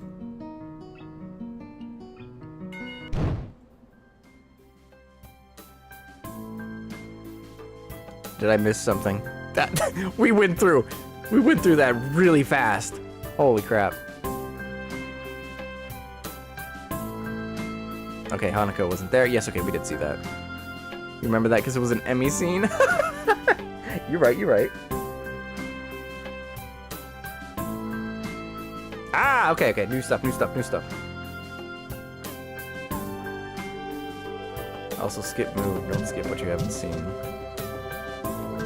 Ah. That's okay, I don't think we missed much. After passing through and rounding down the corner, though, I see a solitary figure walking downhill towards the small town below. I think this might be exactly what we were looking for anyway. The color of her hair and the tapping of her cane are unmistakable. I quickly walk up to her, which seems to catch her attention without a word needing to be said. Hi, Lily.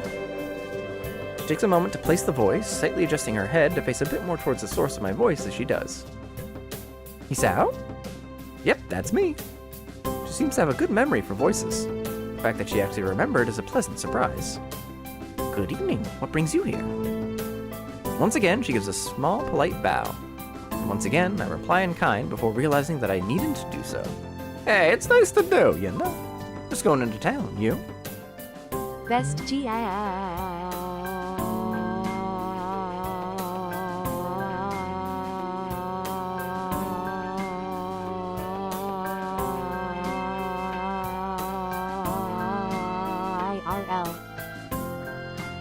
Okay! My, what a coincidence. Doing the same thing, eh? I usually go shopping on Fridays. She pauses for a moment, suddenly looking a little lost. That said, Hanako usually comes into town with me. Ah, not lost, but worried. The two do seem to keep pretty close tabs on one another. It's kind of surprising that Hanako would just forget Lily like that. I notice her reading in the library. She probably just caught up in a book. She lets out a small sigh of relief. Thank you. She has a habit of doing that. Avid reader? Right. She doesn't like being around the crowds of people, so reading away from everyone lets her relax a bit. Although she probably didn't intend it, I can't help but grimace as I recall my first meeting with her. Hardly wanting to bring it up, I remain silent as we quietly continue to walk down the quiet road. Tack, tack, tack, tack. With the road bereft of cars and the students of Yamako increasingly far behind us, the quiet rustling of the leaves and the measured tapping of Lily's cane against the sidewalk are all that can be heard. It's kind of nice, especially compared to the hustle and bustle of where I used to live. Before I know it, I relax so much that a loud yawn escapes before I can control it. Tired? Yeah, been running ragged these past few days. That's an understatement, to be sure. Transferring into a different school would be bad enough, but nothing like this. Well, hopefully everything should settle down for you. This festival's got everyone in a spin right now, and you've been plopped right in the middle of things. For a moment I hesitate, but given her apparent tolerance for frankness, I decide to give my full thoughts. I guess. Yamaku's kind of different though, I mean. The formalities surrounding everything, the isolation around it, not to mention the most obvious difference, Ah, yes, that's right. We're still at the stage of the game where Hasao can't help but notice everybody's disabilities. It's kind of a whole different mindset. I suppose I'll get used to it, though, in time. She gives a matter-of-fact nod, apparently pleased with my answer. It feels almost as if she's included me in the flock of students she's shepherding, along with Class 3-2 and Hanako. Well, not that I mind. It's nice to get the thoughts off my chest in any case. Looking on the bright side, one could see it as a chance for a new beginning. You should cherish the ability to make new friends. That's optimistic. Nonetheless, it's good to have a positive attitude about such things, I suppose. I guess that's a good take on it. Walking on down the road, she seems to be somewhat unsettled. Before I can ask what's on her mind, she seems to collect herself and speaks up about something else. One could see it, even Lily. So where in town were you going? That's actually a pretty good question. I'd come in to buy food, but the layout of the place is still totally foreign to me. I had intended to just wander around and see what I could find, but with sunset already approaching and nightfall not too far away, that doesn't seem very wise. I'm gonna have to ask her for directions. Again.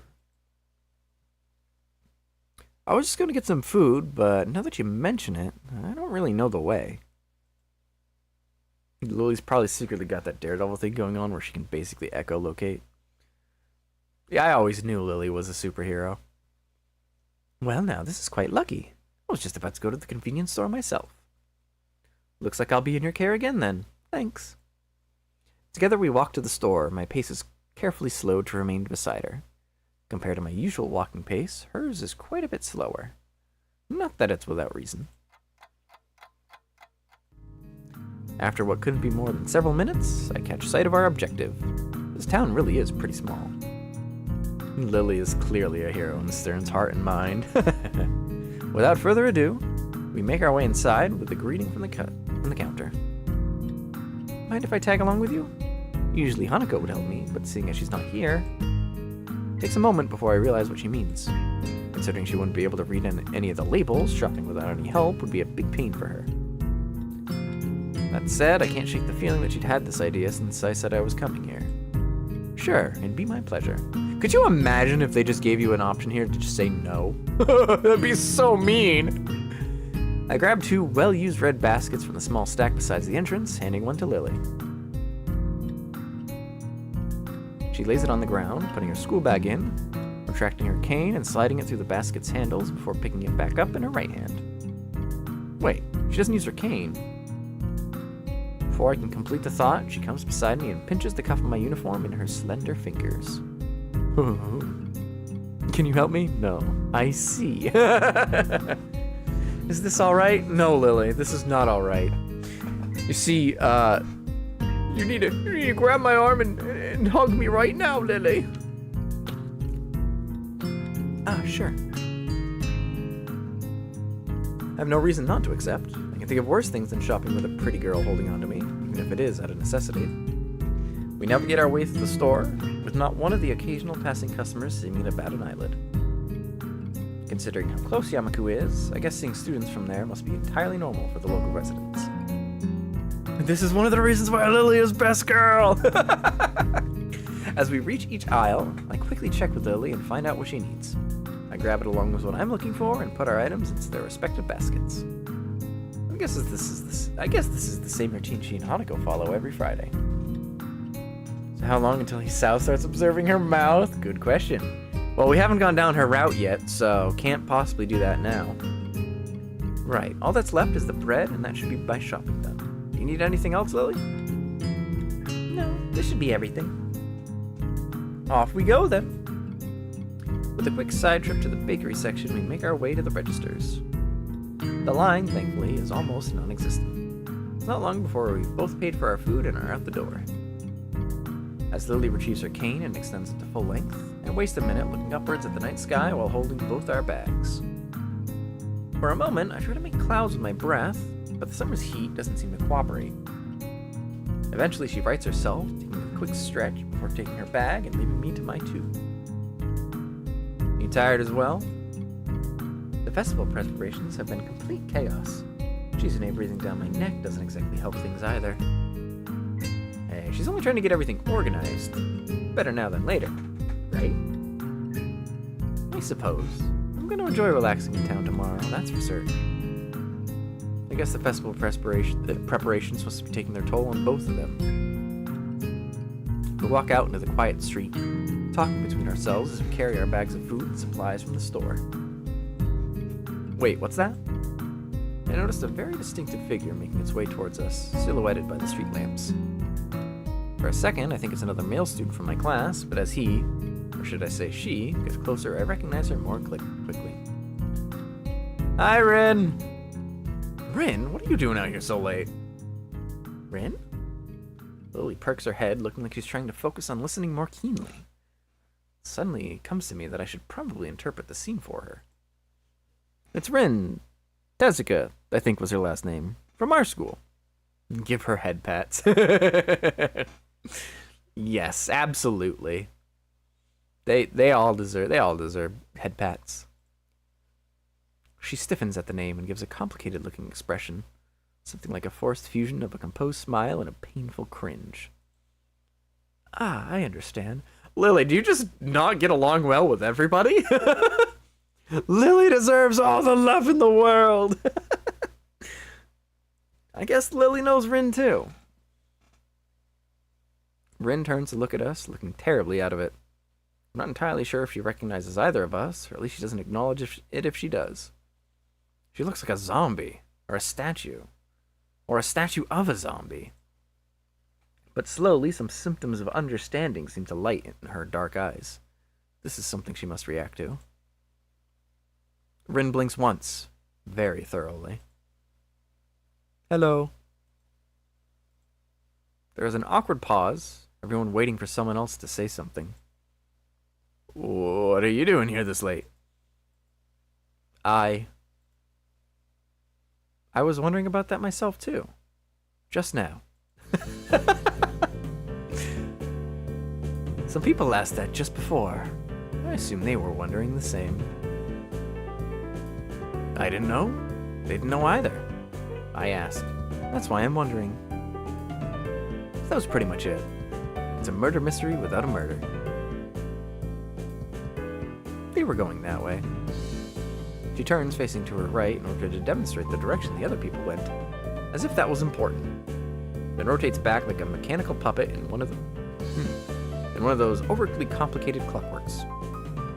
For a person who gives an impression of being the quiet type, Rin really does use a lot of words to say things that don't need a lot to be said.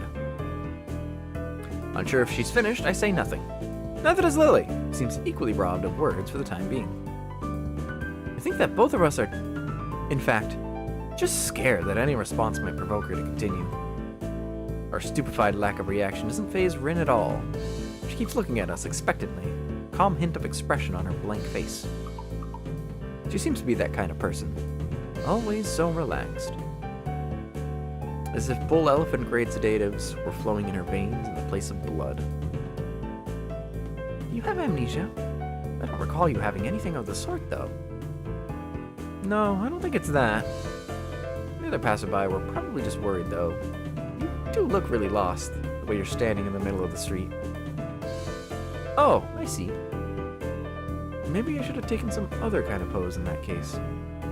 I ponder for a while whether I should chase this thing no further, or give up for the sake of my own sanity. I decide on the latter. It seems that, most of the time, it's better to just not read too deeply into what Rin is babbling about. Talking with Rin is like playing chess with a supercomputer who does seemingly completely random moves, as if to mock everything you know about chess. It's like that, except with human interaction. And even if I win, it feels like I'm losing. Damn, just like Kenji said, even when I win, I lose. Is this the power of the girls of Yamaku? I push the thought aside as too dangerous to consider further. It's probably just Kenji's anti-female propaganda getting to me during a moment of weakness. Yeah, maybe taking another pose might have worked. So anyway, you have no idea what you're doing here? She frowns, looking extremely displeased at either my question, its consequences, or the answer she's about to give. I do have some idea. I can't really tell what kind of an idea. Sounds like progress, at least. Lily sounds as if she spotted an opening for some kind of discernibly normal conversation. I can't say I share her optimism. Yes, there is some. Definitely. The rest will come later. I'm sure of it. I always have reasons. The ensuing silence kills Lily's hopes all too visibly. That didn't last long. Rin's, as far as I can tell, unbased assurances aside, what should be done? We could just leave her to her own devices, whatever those are, but it's late and I don't think we'll be getting any thanks if Rin is found standing here in the middle of the night.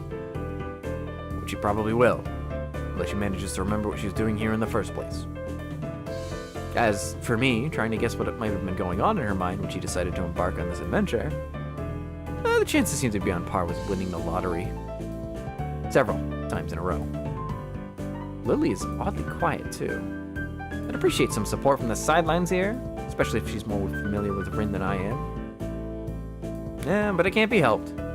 Seems her familiarity with Rin is exactly why she's staying subdued. So I assume you're going somewhere, not coming back to the school? Any idea where? Her eyes widen in shock, and she jolts back in a somewhat artificial way, making it seem like an act rehearsed for situations like this. Are you a mind reader? Is that your disability? How unique. Oh yeah, that's right. Rin's still trying to figure out my disability. No, what? Why would you think that? You knew what I was doing. It's just an educated guess. We walked the same street in the other direction just before to get to the store. If you were going to school, we would have met you on the way. Oh. She looks a little disappointed. Like Kenji, Rin appears quick to jump to completely irrational conclusions. They're a perfect couple. Maybe it's something in the water here. I make a mental note to stock up on soft drinks. You know, that is the second time this week that someone asked if I was a mind reader. Do I really give off that impression? Rin shrugs her shoulders, which is all the answer I get. You know, maybe you should come with us back to the school. Lily interjects just as I'm about to further debunk my alleged mind-reading capabilities. She sounds rather concerned, the paper-thin smile on her face badly disguising that fact. Maybe she came to the same conclusion as I did. For everyone's sake, I decided to let the mind-reading topic drop, as it's entirely inane anyway. Yeah, Lily's right. If you can't remember, there's no point staying here. Rin considers this rather simple deduction for a moment, then nods. Okay. We start towards the school again, having wasted way more time than necessary with this episode. Rin walks along the edge of the sidewalk in her rhythmic way, looking like a mix of sleepwalker and rope dancer, while Lily keeps one hand on my shoulder, tapping at the ground with her cane. You're a little witch cute.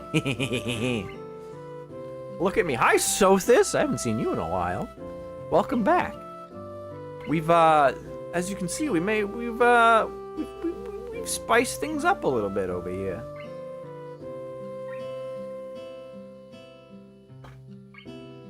Kenji's fun because he's wacky. Rin simply sparks joy. Yeah, I so far like all the characters in this game. Except for... I've still yet to come around to Shizune. I think I probably will once I actually do her route. She's just kind of been mean to Lily so far. And that's like... Being mean to anyone leaves a bad impression of them, you know? Tap, step, step. Tap, tap, step, step, step. Lily deserves it.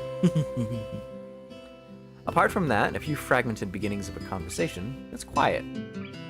A quiet quite apart from the relaxing one into town, at least. Or at that. So how's the mural going? We are going to get bad luck. Never talk about works in progress. I'm sure it'll be wonderful. Bad luck. Lily doesn't deserve bad things. She deserves all the lugs. All the lugs? All the loves. Well spoken, Stern. Tap step, tap step. She doesn't care to talk about it. Lily's politeness feels out of place for the first time. Step, step, step. The hill Yamaku rests on is surprisingly steep, going uphill. We slow the pace, but I still feel my pulse rising and breathing getting heavier. Almost there, I can see the gates already. Man, you should have just kept up with your running. You wouldn't have been so out of shape, buddy. Gosh, can you imagine? More than that, though, I noticed that Lily's hand slightly tightens on my shoulder, interpreting it as a gesture that she wants to ask something. I speak up. Anything wrong, Lily? Lily from Digimon. I don't know what a Digimon is. I never got into Digimon as a kid. I hope that doesn't, upset anyone. I resist the urge to say, aside from our traveling companion, but only just. For a moment, she seems to debate whether she should even bring it up, but goes for it anyway. Fun fact, the first character in Rin's family name, Te, means hand. You see, the joke is...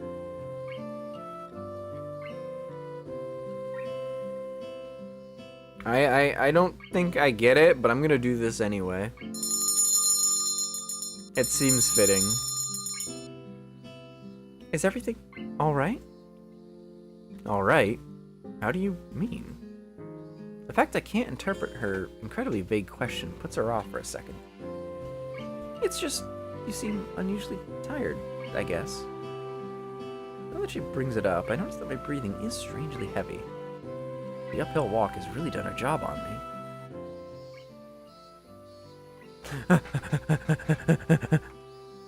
I don't know which route to go. I don't know which is which.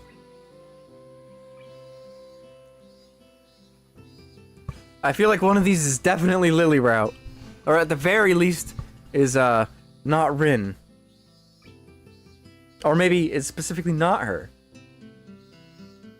Choose wisely! I bet... Sorry, I'm not in very good condition. I bet she's genuinely concerned. Answering her question genuinely is probably the right choice. So we're gonna go with sorry, I'm not in very good condition. It's alright, I just need to catch my breath. My condition isn't the best these days.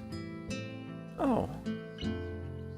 Is it something that is related to you being transferred here, I mean?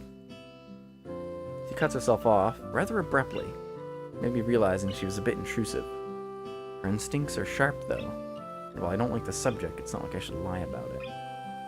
If it's Lily, I don't think I mind. Woohoo! I think we did it! I think that means we did it! I'm just a little weak for the time being. Hanako said you look fairly healthy, so I naturally thought... Lily doesn't finish her sentence again, letting it trail off with a measure of concern. As she furrows her brow, Lily's uncomfortable expression spurs me to say, at least something to ease her feelings. It's surprising she's this flustered, considering her straightforward attitude with her own blindness. She must know that not all share her own comfort about such things. No, it's okay. I have a pretty... I guess the best way to put it would be messed up heart. Arrhythmia. I had a bad heart attack a while ago because of it. Spent most of the spring in a hospital. Ended in Yamaku on doctor's orders. She silently nods her head in acknowledgement. My answer, though, only seems to make Lily furrow her brow even further. She doesn't seem to quite know how to react, given we don't really know each other that well. Can't really fault her for it, given I have the exact same reaction. To my surprise, in a moment's time, her face shows that she comes to some sort of realization. Wait, so the time when Emmy and you collided in the hallway? I grimaced slightly. Her ability to connect the dots quite so fast is unexpected. Yeah, I guess I'm a textbook example of why those rules about running in the corridors exist. It was a lot more dry than I'd intended. Lily visibly shies away from continuing the topic. While I do not want to assuage her concern... Oh, sorry. While I do want to assuage her concern, I really don't want to dwell on this either. Nah, don't worry about it. I try to offer a reassuring smile, but then I realize the futility. Without knowing this, Lily smiles at me reassuringly, but doesn't say anything further. Hehe, he tried to smile. Arriving at the dorms, Rin stops in front of her mural as if lightning struck her. She had been so quiet for almost all the walk back that I'd all but forgotten she was here. It's Friday, isn't it? Yes, Friday, the 18th of June. Or sorry, the 8th of June. This is bad. Ori and Lily walking their Rin back home. Bad? Why? I think I'm going to go in a fetal position and throw up. Possibly in reverse order. Is something wrong? No, nothing is wrong. It's Friday, nothing is wrong yet. This mural. Don't you need to be finished by Sunday? So everything's alright. Do you have any drugs? Or a time machine? This is not good, not good. So she's behind her schedule. Recalling Shizune's exasperation at Rin's carefree attitude several days ago, I don't know what to think. She has left herself open for a I told you so, unless she can pull off whatever she needs to pull off by Sunday morning. Rin keeps staring at her mural, looking as mortified as she can. Leave me. I'm going to need to work for a while. I glance at Lily, expecting her to share an incredulous look with me as I roll my eyes. Then I realize she's not one to do that kind of thing. Leave me. We do, of course, not wanting to aggravate her any more than she already is. There's a churning bad feeling in my gut. Rin sure has a knack of making people feel worried about her. She seems like a person who should never be left alone. Maybe we should call someone? She sounded like she was going into shock or something. That really pulled a blind person joke on us without me. I'm sure she'll be just fine. She's just, how to say... Lily cocks her head a little, trying to find a polite way of calling Rin crazy without calling her crazy. Unique? Yes, a very unique person. Good save, Hisao. I guess you could say that. I volunteer to keep Rin company. You can for the time being. You absolutely can. She giggles at the notion. Melodious display. Sorry, I'm losing brain cells the longer I read. Nodding in agreement. Sorry about leaving you stranded as you talk to her. I don't really understand her, so I keep my distance. So my guess was right. Lily offers a slight, apologetic smile, as if she was sorry that her own shortcomings have prevented her from becoming closer to Rin. I'm not one to blame her at all. Lily lets slip a long breath, probably a disguised yawn. Imagine she's as exhausted as this... I imagine she's as exhausted by all of this as I am. I'd better leave now and give these to Hanako. Thank you for the company, Hisao. She smiles very sweetly at me. Feels different than normal, despite the fact that she seems to be smiling so often. I can't put my finger on what the difference is. It's just different. Yeah, the difference is you're going down her route now, buddy. Relaxed, I'd say, but that's probably just relief over getting rid of Rin. Maybe. Yeah, good night. So head Hanako for me.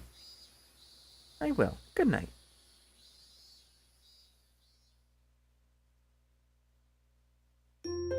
She totally found a girlfriend, right? Do. Someone who knows this game, are we solidified on Lily's route yet or no? Because, again, I don't want to continue too far down into her route. The students roll into class for the Saturday morning session. Each and every one of them sporting the tired eyes of people who have worked through the night. Yes and no. So I take it I still have at least one more decision to make to get there. Probably to decide between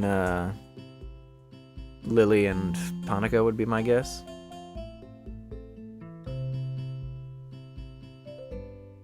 With only a day left to prepare, I suppose it's not so surprising. Thankfully, we only have to suffer through classes until the lunch break, and then our time is our own. You're not solidified until the end of the act? I was solidified very fast with Emmy. I guess Emmy's just special, huh? Muto lurches into class in a tired stagger. I suppose students aren't the only people here that enjoy their late Friday nights. Without saying a word, he scrawls some page and question numbers on the board and slumps down at his desk. My man is hung over. With Emmy, you don't get the chance to back out. It's completely atypical behavior for him, but it appears that no one in the class is going to call him out on it. Wordlessly, the students shuffle their textbooks into position and get to work. Not wanting to break the trend, I do the same. Fatigue has made the class an antisocial. Not a peep is heard among the ruffling papers. That can partly be attributed to the 2 empty seats behind me, or beside me. For some reason, Misha and Shizune aren't present, probably doing council work for the festival. It's very quiet without Misha present. Emmy hit the sow running. I wonder if she was born as rowdy as she is, or if she's making up for Shizune's lack of voice. Nakai, can I speak to you for a moment? I'm so engrossed in thinking about Misha that I don't even notice Muto approaching my desk. Sure, what's this about? It's probably better if we speak outside the classroom. Something about this doesn't sound too good, but I stand up and follow him out into the hallway. Muto stands in the hallway, scratching his head as he works out what he is trying to say. Not knowing what is going on, I wait silently. So tell me, how are things? Wait a second, we already did all this, didn't we? Things? Bang, this pushing the limits. You know, things. You had a week to settle in. How are things? They're fine, I guess. See it, how's your condition? The positive condition. Seems familiar.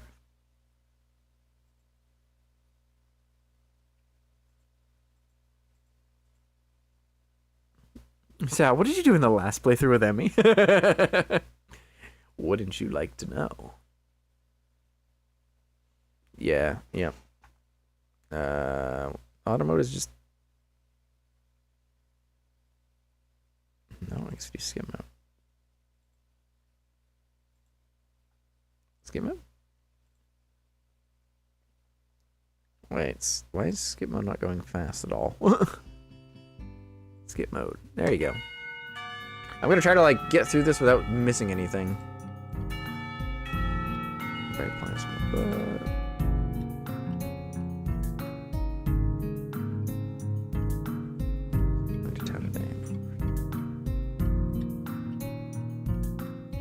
Yeah, I haven't seen this yet. Oops, I went too far, too fast.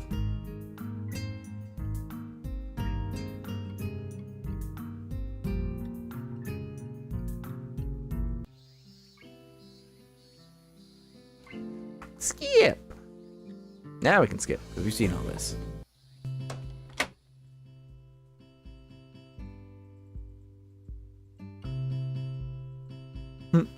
He's how I swept Emmy off of her feet. But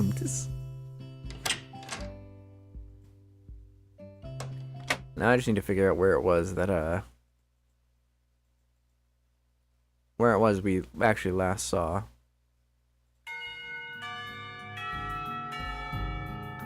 Yep, so far so good. We've read all this.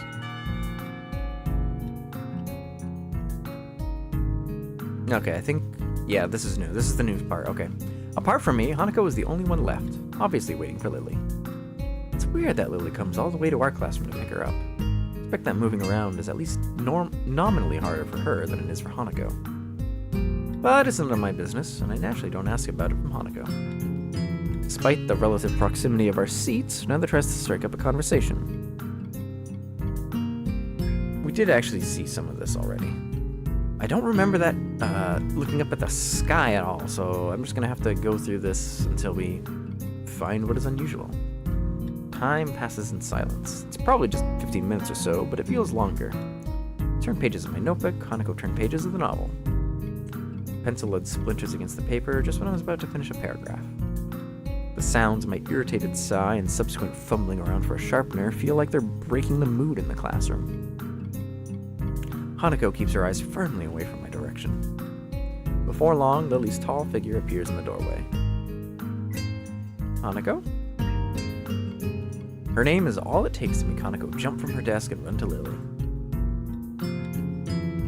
They talk quietly for a moment, but it isn't long before Lily leaves down the hall and Hanako idles back into the classroom, taking her seat once again. I watch Hanako out of the corner of my eye out of sheer curiosity at the idea that the two would be separated. For a couple of minutes, she does nothing but sit with her chin in her hand, staring at the desk dejectedly. The boredom evidently becomes too much for her, though, her slender frame reaching into her bag and pulling out a small book. Come to think of it, that isn't the one I saw her reading at the library. She must be quite a fast reader to get through them at this rate. But why would Lily leave her to her own devices? Seems to be quite out of the ordinary, going by Hanako's reaction. Ah, that's right. I think Lily mentioned something about going into town today before Rin bumped into us. The thought of that walk makes me look outside. The bright sun and occasional people wandering around and enjoying the afternoon makes me yearn to get out of school. Or at least do something other than sit here.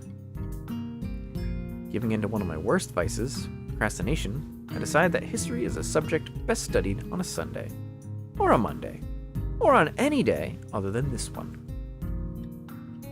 I give a grunt as I lever myself out of my seat, briefly debating with myself whether or not to hang out with Kenji. God, no. He doesn't strike me as the enjoying the nice weather outside with others kind of person, really. I guess I'll catch up with him later. Changing tacks, I briefly entertain the idea of talking with Hanako, but by the time I look at her seat, it's vacant. She must have left the library. There's gotta be something that I can do to kill the time. Oh boy, I wonder. I'm gonna save this one because obviously this is Hanako. The Hanako Lily split, so we're gonna go walk to town. Following Hanako to the library seems a bit intrusive. There was a reason she left the classroom after all. And that aside, I do want to catch up with Lily. At the very least, I'd like to thank her for looking out for me despite her other, obviously taxing duties. I guess I'll walk around town. With any luck, I should be able to find Lily. The exercise will do me some good at least. Walking through the school courtyard to the gate, I give a small nod to a couple of passing classmates, the gesture being returned in kind. Even from here, the shouts of the sports club members can be heard. The sheer volume of the din, the track must be packed right now. Remember what Lily said yesterday about being dropped right into the middle of a busy time for the school. It's the day for the track thingy! While I'm trying to get my bearings and catch up on study that I've missed, everyone else is doing normal school activities. The feeling of being a foreigner still hasn't dissipated. At least, not yet. Well, I guess not everything's bad. This is a private school, and that much is easily noticed when walking around outside. Not only are the school grounds huge, but the buildings themselves are immaculate, and quite divorced from the dime a dozen concrete blocks of public schools.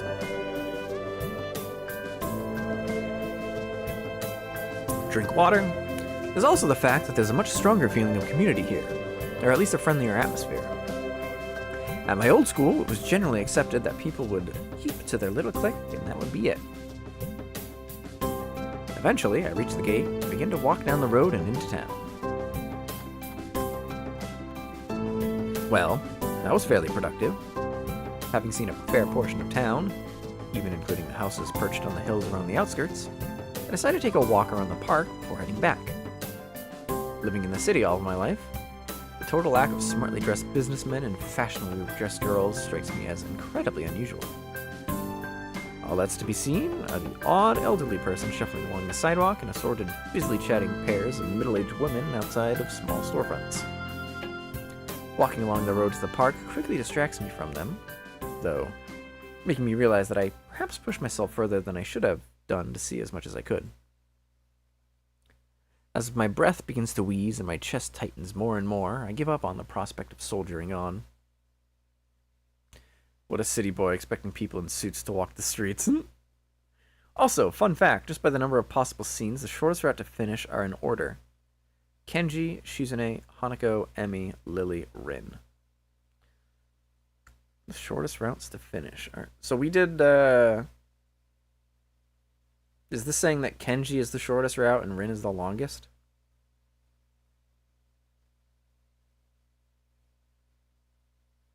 And does that include good and bad endings? Yes, okay. Shizune is the shortest. Damn. Well, we got Lily, so that's one of the longer ones. It's longer than Emmy's, and Emmy's still took us a while to get through. So I hope you're ready for a few streams. As my breath begins to wheeze and my chest tightens more and more, I give up on the. Oh, I already read that. After a quick glance around the park as I enter, I take a seat on a wobbly old bench that I notice near a couple of vending machines. For minutes on end, I sit with my head bent over, forcing myself to take deep breaths. I feel more like an old man than a teenager who should be in the prime of his life. The stay in hospital, the surgery, and the medications must be taking their toll on me. Damn it. Eventually, my breathing returns to normal and the muscles in my chest loosen. Not without a fair measure of relief. I guess this means the end of my little sojourn, though, in any case. There's a cafe on the far corner, so I'll stop by to quench my thirst before heading back. A little bell above the door signals my arrival to an empty counter. For a few moments, I stand there waiting, my eyes every now and again drifting from one end of the counter to the other, searching for a service bell. Eventually, a door some ways behind the counter opens, the person emerging from it taking me by complete surprise. Yuko? Hi, I did the wrong voice. Anyway, hi, I had no idea you worked here. I really have no idea how to address her either, given that she is technically school staff as well. As well as, apparently, a waitress. Yes, She quickly paces up to the counter before flinging her upper half downwards in an overacted bow. Welcome to the Shanghai. May I take your order? Straight down to business, I see. I don't know. Well, some coffee, please? Yes, certainly. I'll make it right away and bring it to you when it's done. Thanks. Yuko's formality takes me aback. She seems to take her job very seriously. Obeying her instructions, I turn around and quickly glance around for a free table. Considering the cafe seems to be empty, this is a simple task to accomplish. As I walk towards a table adjacent to the window, I notice a flash of yellow around one of the table dividers. Hey! Sure enough, no more than a glance is needed to ascertain that it's a certain Sato at the table. That said, I don't recognize the suited figure across the table from her. Blonde, fair-skinned, and only a little shorter. She? I think she must be a relative. Since the two are all but silent, as the suited figure takes a swig from a cup of coffee, I decide to greet Lily. Some part of my coming here was in order to meet her, after all. Hi, Lily. Isao? Yeah, nice to see you again. The suited girl looks up, noting my uniform with a relaxed smile. Know each other? I guess. It's as good as an approximation of our relationship as I can think of. Care to take a seat? She says this to the air beside me, but the message is clear enough and I take a seat beside her. I suppose some introductions might be in order. Hisao, this is Akira Sato, my older sister. Akira, this is Hisao Nakai, another Yamako student. Time for the home stretch? Well, Shiroi, as you may have noticed, we already completed EMI route, and we're starting with Lily, so I guess in a way, depending on how you view certain things, this could be considered a home stretch. We're not gonna play too much longer. I'm probably just gonna go to the end of the day, since I'm either in. You came, you saw, you Emmy'd. We sure did. I'm assuming. Oh, if we go all endings, Kenji, she's in a bad, Hanako bad and neutral, she's in a good, Emmy bad, Hanako good, Emmy good, Lily neutral, Lily good, Rin bad, Rin neutral, Rin good. Jesus, Rin takes the cake for the longest length of all the routes. Damn, girl. But Lily good is one of the longest ones. Damn, we are in the home stretch. Looks like my guess was correct. The newly introduced Akira gives a nod, which I return. What I don't return, however, is the almost analytical gaze with which she looks me over. As she does so, Yuko walks up to the table and carefully places the coffee on the table before bowing and taking their leave. Thanks, Yuko! Gently bringing my hand to the side of the cup, I realize that it's already at just the right temperature to drink. After taking a sip, the flavor turns out to be just as good as the temperature. Yuko seems a lot better at this than being a librarian. I take a good, long drink before relaxing into the seat. It takes mere seconds for Akira's examination to come to an end. Apparently becoming quickly bored with the activity, she turns to her sister. So, how's school recently? It seems Akira is entirely unconcerned with someone she doesn't know at all listening to everything they say. Not that I mind. Leaving them to their chatting, I sit back and continue drinking the pleasantly aromatic coffee. Sounds like it's pretty busy for you then. At least I'm not cooking your meals after school anymore.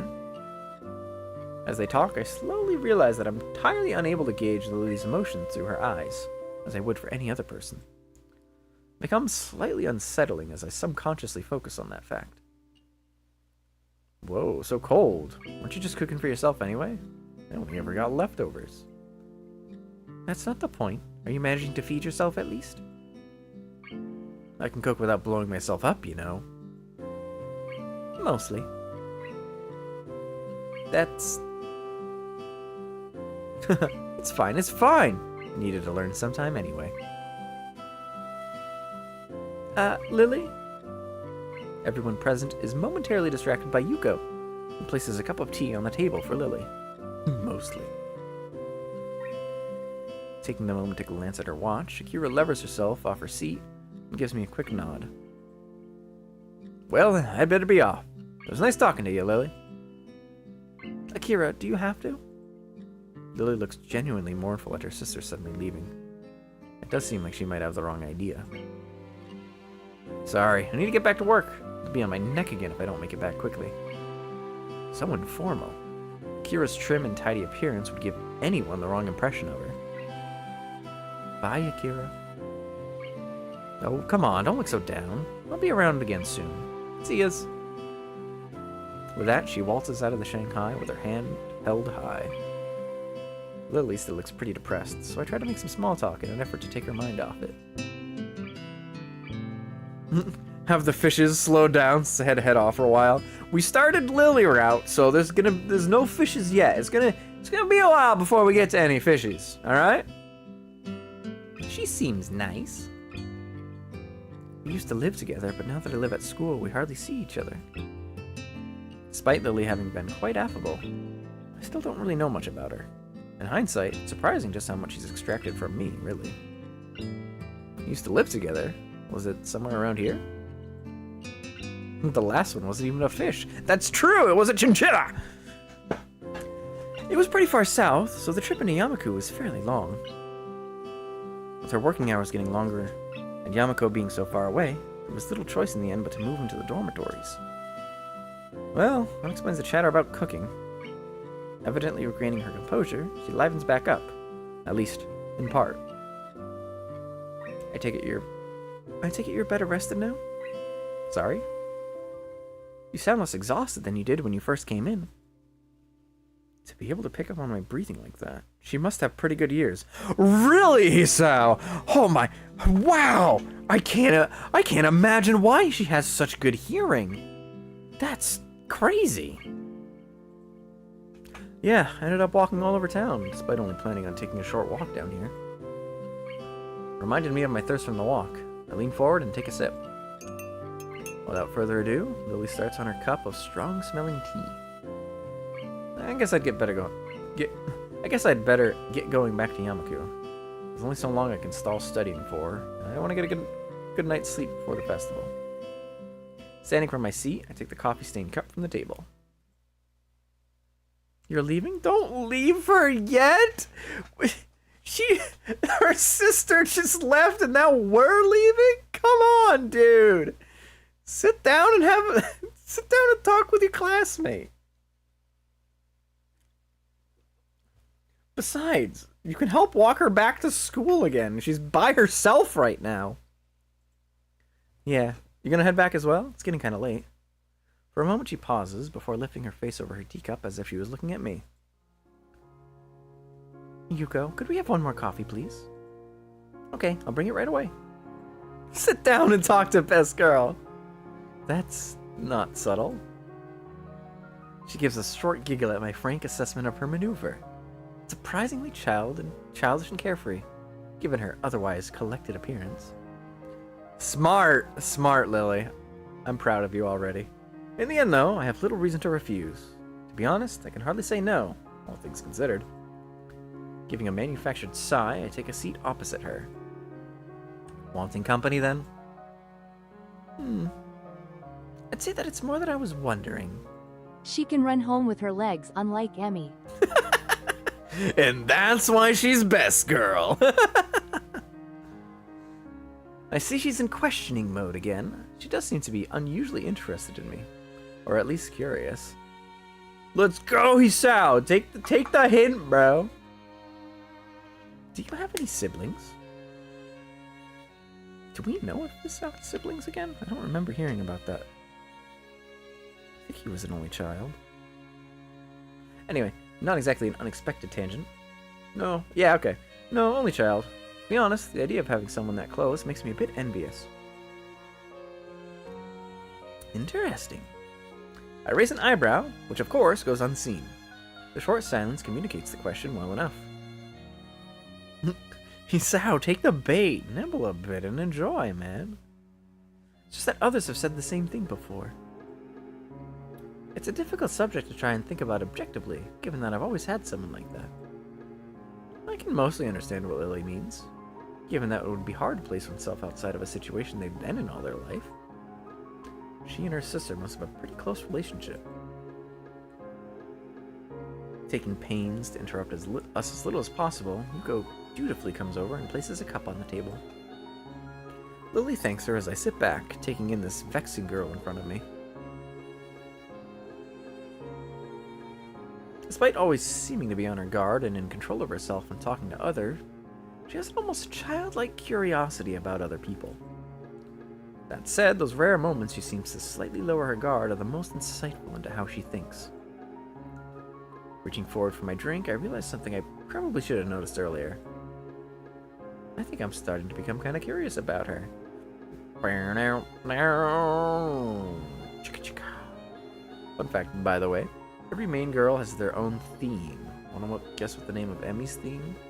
Let's see. I'm not gonna guess. I'm just gonna pull up the thing and see what it says. Current music track, Concord. Is that the one? I just realized I wasn't paying attention to what song was playing when before. Either way. I said Emmy. Oh yeah, you did, didn't you? I honestly can't fathom a guess. What is Emmy's theme?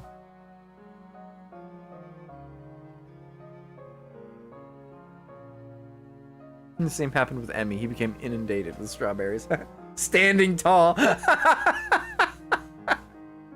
That's double messed up.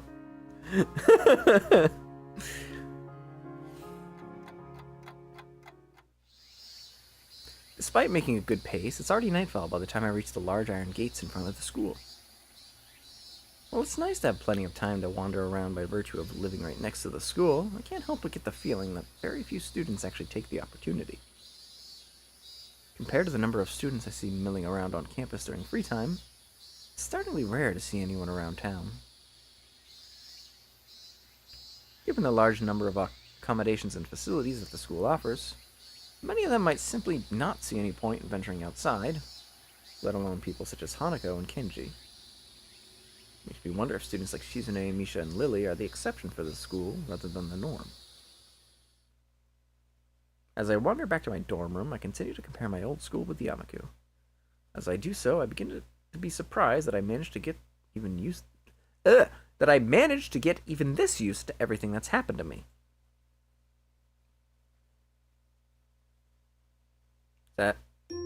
End of day. So that's going to be where we end it today for the game. We'll pick up next time with more Lily route. I think I've solidified Lily's route at this point, too. Just a hunch. Just a hunch. Just a little hunch. Let's head to the You have, but you're like, let me guess. The end of the day is like when her act really starts, isn't it? One scene away from Act 6. Yep. Alright, fine. We can fine. We can complete it. We can get to Act 2. All right.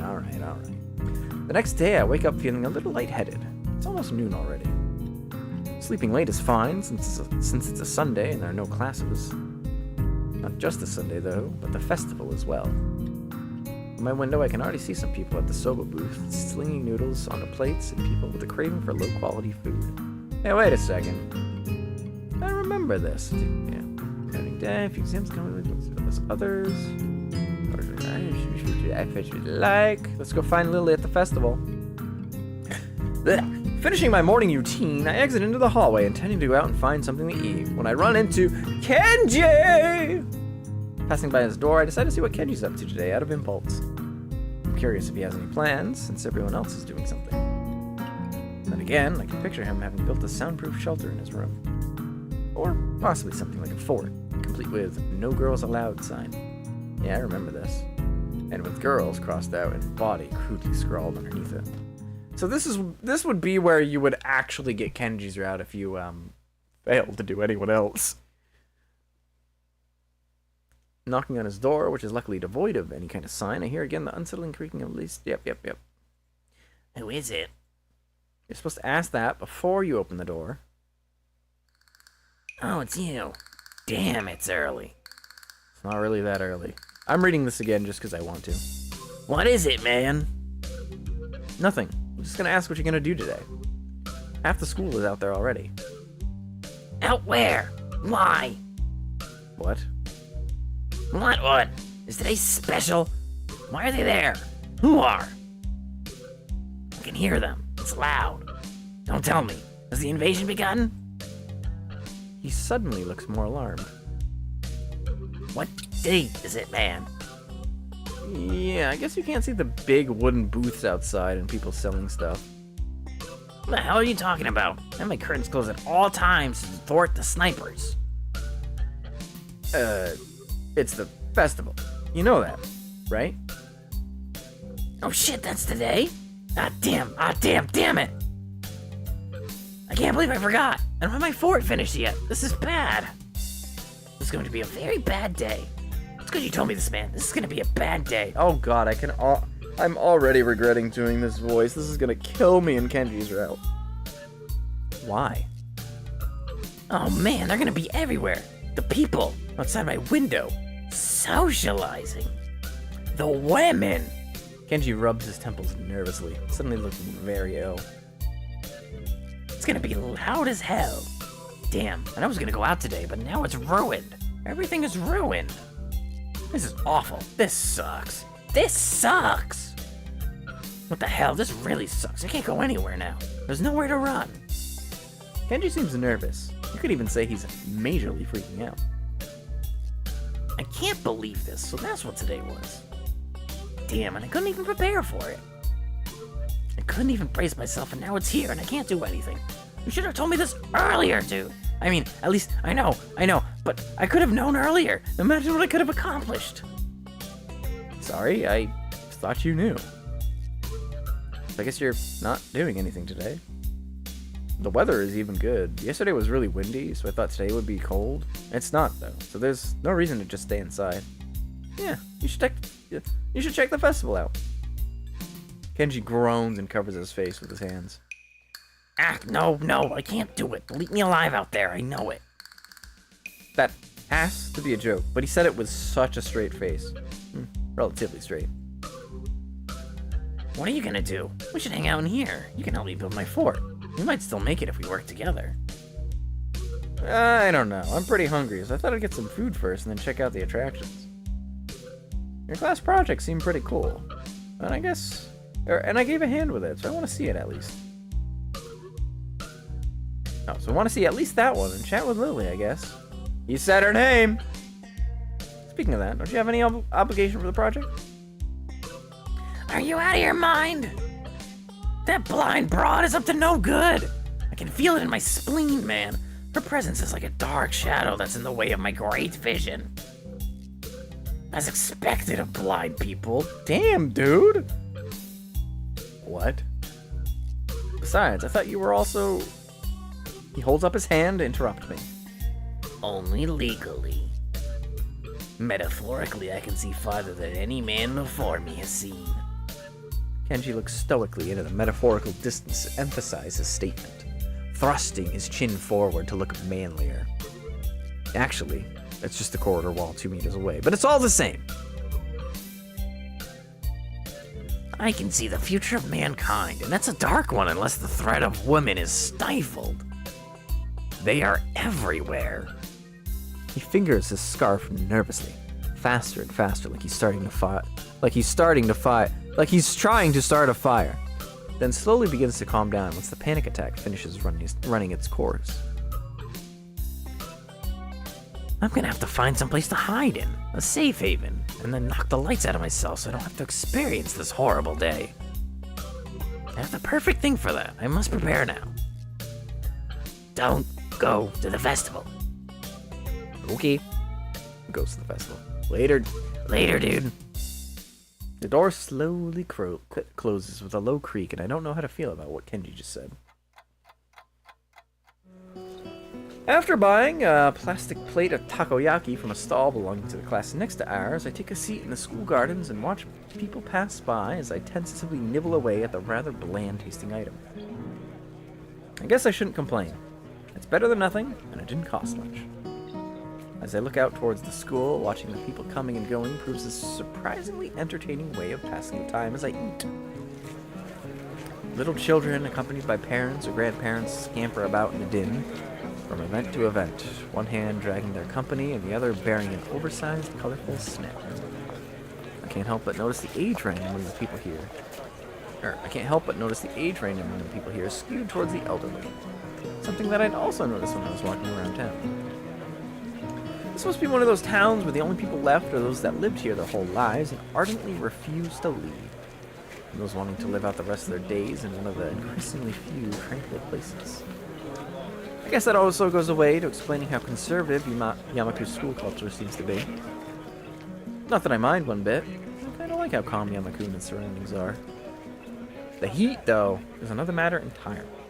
Sitting in one place for so long has focused my mind on how annoyingly humid it's getting, now that the hottest part of the day is here. I'd better get moving if I... Gah! The sound of the Carillon bell takes me completely by surprise as I stand up, a reaction shared by a few of the people strolling around as well. The PA system crackles to life after the tolling bell ends. Its age shows as the principal makes a barely intelligible announcement over it, officially opening the festival that's very much already in full swing. It's quite amusing to contrast the pleasant smiles of the older folk against the It's pronounced Carillon. Thanks, Angie. It's quite amusing to contrast the pleasant smiles of the older folk against the alternatively pained and bored grimaces of their younger charges. The students, on the other hand, seem to pay it little heed. Nevertheless, as the address finally ends, all are united in polite, not overly enthusiastic, applause, and then get back to business. Slipping a hand in my pocket to look as relaxed as possible, I casually glance around for something to do. It's somewhat difficult to see very far with all the people around. I decided to fall back on a tried and trusted rule: go where everyone else seems to be gathering. Right now, that's the school courtyard and surroundings. Throwing the used plate into a trash can, I make my way towards the school building. Seeing the number of stalls around the perimeter of the school building surprises me. Quite a few of the classes must have opted to have multiple stalls. In deciding which to visit first, I catch sight of a familiar banner with a blue patterned border and red text. Lily's stall is as good a place to start as any. I'm curious as to how it's going, after all of the work she and her class have been doing for it. Stepping up to it, I begin to see why the class took so long to organize everything. Easily twice as wide as many of the other stalls and with equipment for cooking strewn everywhere, it's closer to an outdoor restaurant than a festival event. As the student in front of me takes a bowl of noodles and leaves, I walk up to the counter. The girl behind it seems quite exasperated and asks me to wait a moment before she disappears underneath the counter. Seizing the moment, I take a quick glance around. Steam seems to be rising from everywhere as pots and pans simmer away. The most blind of the students are unpacking ingredients while being helped by someone who is probably the teacher of 3-2. It doesn't take long to notice Lily among them. talking to the teacher as she quickly counts out the boxes and packets with her fingers. From her expression and the fact that both she and the teacher seem to be in a state of mild confusion, it appears there's been some problem in coordination. Before I can stare any longer, the girl behind the counter pops up again, only to look back and ask where the spare change box is. Lily pauses for a moment before she and the girl switch places at the counter, and the teacher quickly walks off somewhere. Sorry about that. We're having quite a few problems. What would you like? Yeah! It takes me a second to remember what I'd come here for. My eyes quickly dart to the side to read the menu sitting on the counter. Oh, I guess some miso soup? Ah, is that Hisao? Yep, looks like you're pretty busy. Her face all but confirms it as she drops her waitress facade. Somewhere along the line, our order got mixed up. We're trying to fix it now, but it looks like we only have half of what we needed. Wouldn't serving smaller portions cover the problem? No, Hisao, that's cheap! It seems like that's what we'll have to do, but I wish we didn't. The fact that a good half of our class is gone doesn't help either. I glance beside her, behind her to see how many people are actually operating the stall. It couldn't be over about 8. I take it that's why our teacher left. That's right, just going to try to round up a few more of our classmates to help. Offer to help, dude! Let's go! Hearing the sound of footsteps behind me, I stealthily glance backwards to see an elderly couple taking a place in the line. I guess I'd better stop loitering around and chatting. Here's the money for the soup. Soup? Oh, right, coming right up. Lily turns and calls for a bowl of miso soup as I hand over the money for it. Taking the coins in her palm, I can't help but notice how efficiently she counts them out with her long, pale fingers. Eventually satisfied that I've handed over the correct change, she puts it into a small metal tray. It isn't long before the soup is made and carefully handed to her, after which she turns and subsequently passes it to me. Thanks. Come back to drop off the bowl. Thank you, Hisao. Oh, there's one other thing. Have you seen Hanako? Hanako? No, not today. Why? Because a small sigh of abject disappointment. It's okay. I was just wondering what she was doing for the festival. You come back when you're done then? Sure. Keep an eye out for Hanako too. Thank you, Hisao. Keep an eye out. Man, he's he's not gotten better at this yet, has he? I walk off from the stall and find a seat, carefully cradling the steaming wooden bowl in both hands. Compared to the dumplings from before, this is quite nice. Horny? What'd you horny about that for? A little cool compared to what it probably should be, perhaps. The flavor is enough to cover for that reasonably well. As I drink, I can't help but feel somewhat guilty for not being as involved in the festival as the others. That can't really be helped, considering I was dropped into the school only a week ago, but it still weighs heavily on my mind. That, and the fact that few students don't seem to be enjoying the festival as much as the visitors. I hornied for seeing the pun. Alright. If that's what suits you, I guess. Eventually, I finish my bowl and leave for the stall to drop it off. Considering that there seems to be no line at all, I take my time waking up. It seems the teacher's mission paid off. There are now over a dozen students helping, and much of the unpacking has been done. Despite most of them seeming quite relaxed as they work, Lily still appears to be somewhat stressed. Right, I know what I'll do. Even if it's just one person, I'll make the festival more enjoyable for her. As I place the bowl on the counter, I call out to Lily. Ah, Hisao, you brought it back? Yeah, here.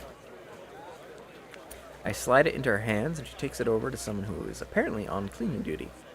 Considering that I didn't see them here before, it's probably a penalty for their tardiness. Hey, Lily? She perks up and returns to the counter as she hears my voice again, realizing that I'm still here. Want to go see some more of the festival? Let's see. She puffs her cheeks disapprovingly. Looks kind of cute, and in complete contradiction to her usually reserved nature. It takes a few seconds for me to get what she's taking issue with. Whoops. I didn't mean to...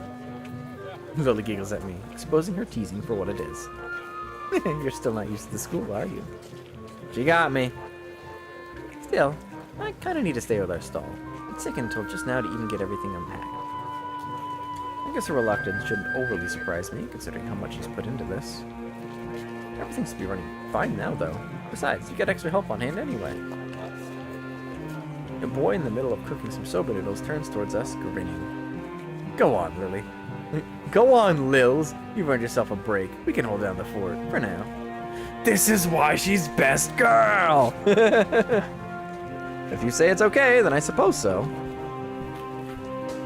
But if you need any help, then we'll call you. Go on, we'll be fine. Lily finally gives up her resistance and waves as he waves a spatula at her. I'll get these sentences right eventually. She feels her way around the back of the stall and picks up her cane on the way. I guess the first thing we should do is look for Hanako.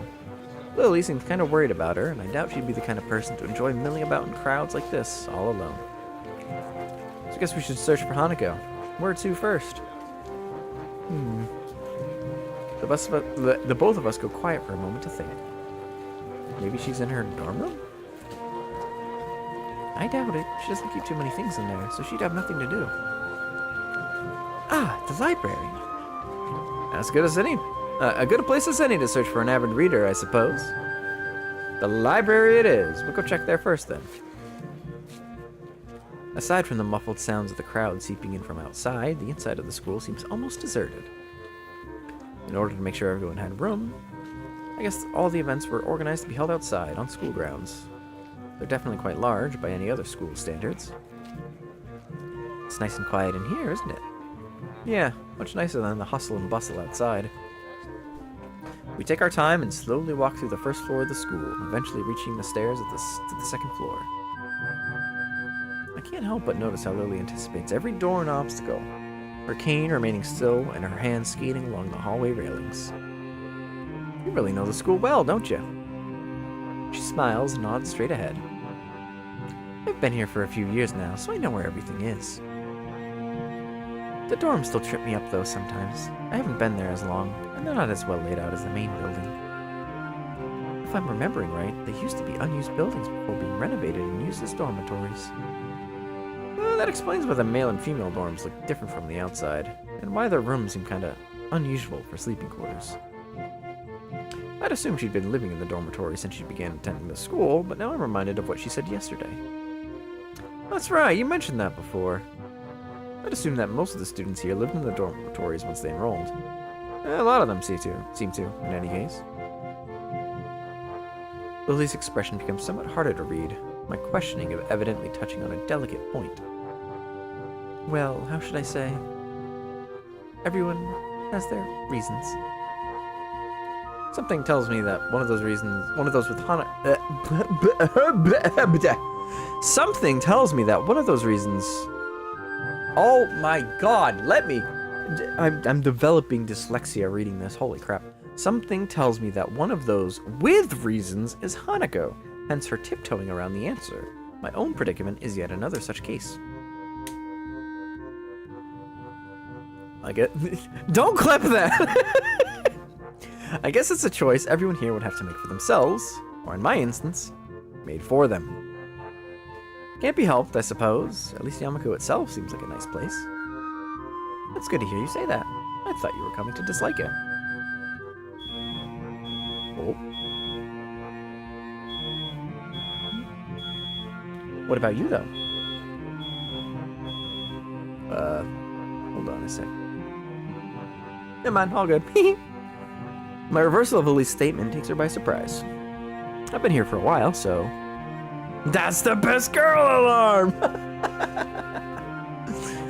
It's not that, you just seem pretty depressed about Akira. What's with that look?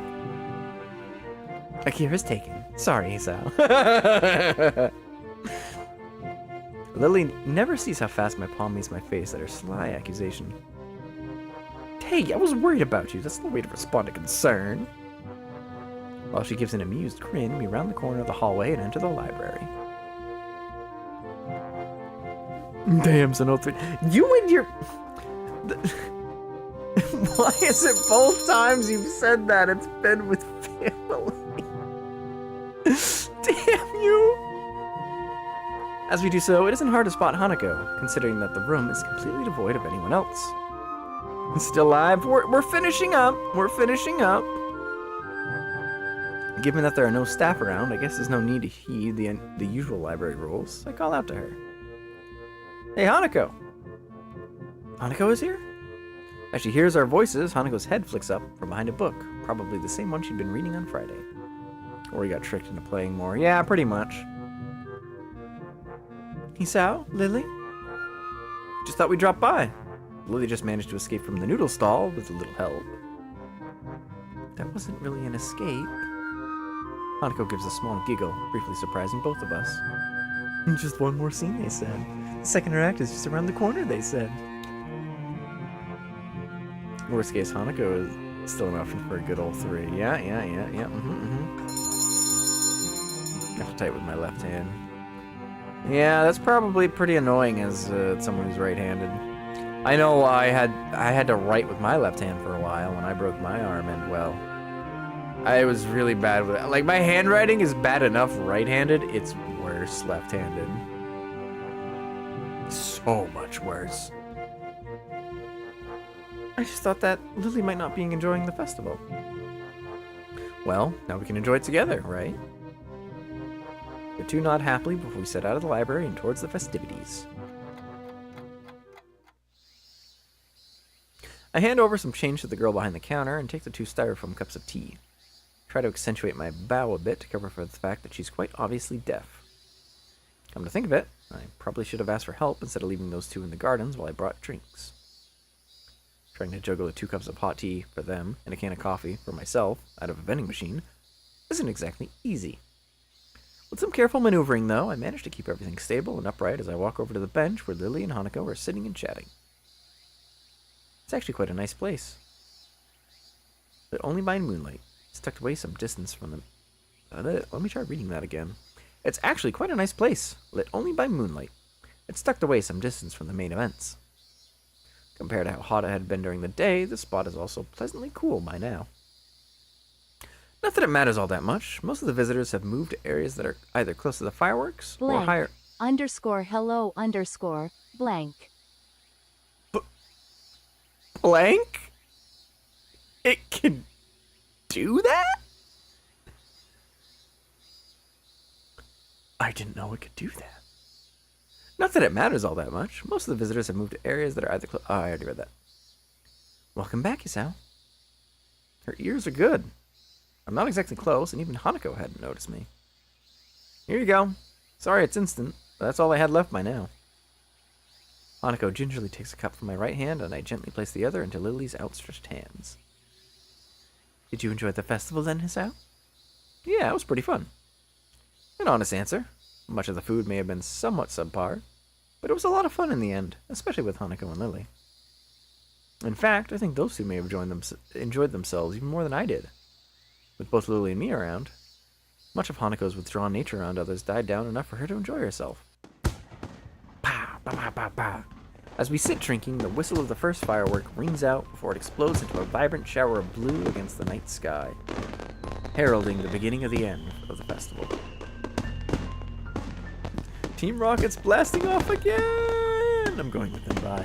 Thanks for stopping by! Good to see you again! As we sit drinking, the whistle of the... Oh wait, I already read this. I'm so bad at doing that. I have the attention span of a goldfish. Enthusiastic shouts can be heard from the crowds scattered around the school grounds celebrating them. For minutes on end, Hanako and I watch the fireworks overhead as Lily blissfully listens to them with her eyes shut. Red, green, yellow, star-shaped, circular, and patterned. And all manner of shapes and colors fill the air, one after the other, and dance across the sky. I'm sure Lily loves seeing the fireworks. Oh boy, I just love listening to boom, boom, crack, boom, boom. Actually, yeah, listening to fireworks is pretty cool. No place near where I lived put on such lavish displays. Festivals like this were a thing of the past in such a metropolitan area. To be seeing such a sight with these two, it's probably the happiest I've been in a long while. So that's it. The festival's finally ending. Yeah. She gives a delicate, wistful sigh. Much as I might complain about all the stuff we have to do, it's still sad that we'll have graduated before the next Yamaku festival. I walk forwards and stand beside Lily, gently resting a hand on her shoulder.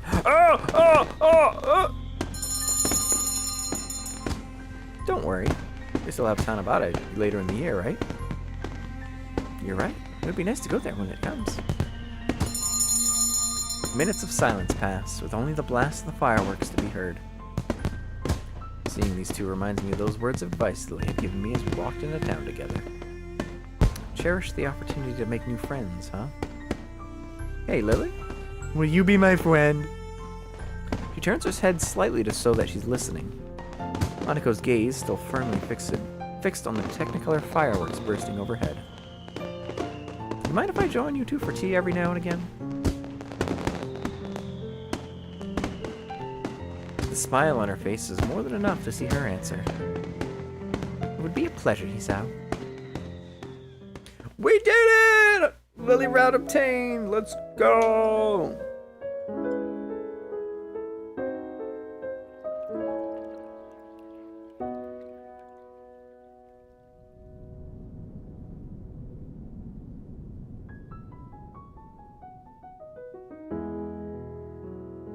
They're holding it!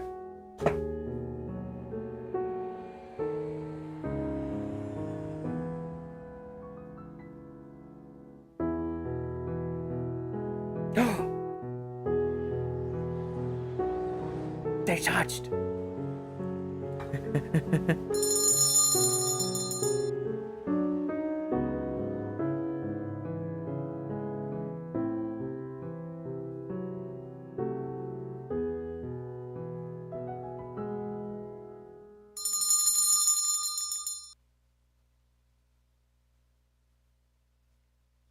We did it!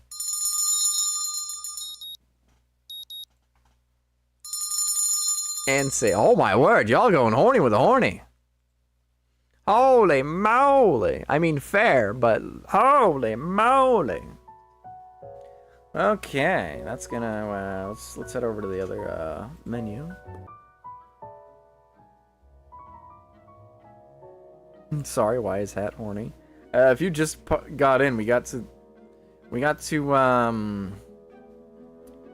we made it to Act 2 of Lily Route, so we can get started on that next time.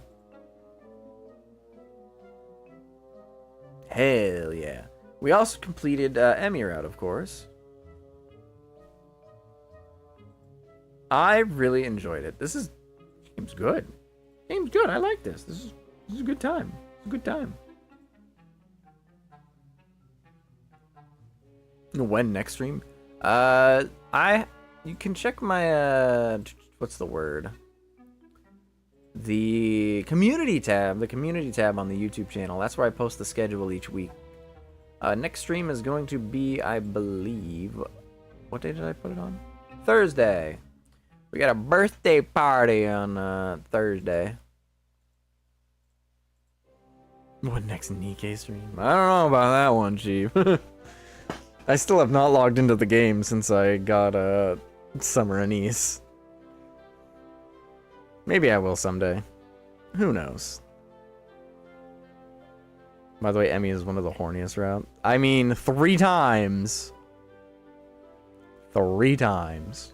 That's all I'm gonna say. Which reminds me, I have to go back through at some point and read those, Steen. Undeserving of Doro emote. I mean, I pulled her. That's good enough, right? That's all you really need, right? It's all that really matters at the end of the day.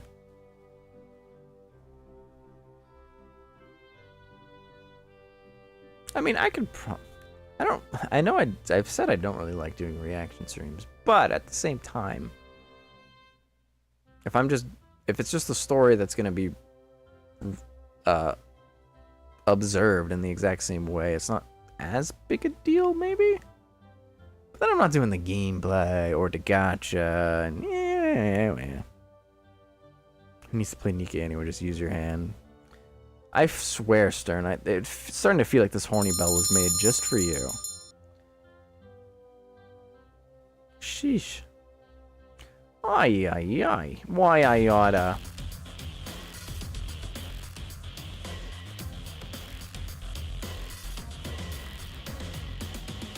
I have to do whatever they are for my arm on Thursday. Ah, yes.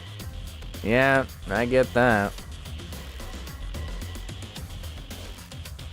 Yeah, having a broken arm, any bone really, sucks. Being injured sucks. Hot take. That's my scathing hot take of the century right there. You'll find that nobody has hotter takes than I. And I behaved this stream. Did you really? Did you really?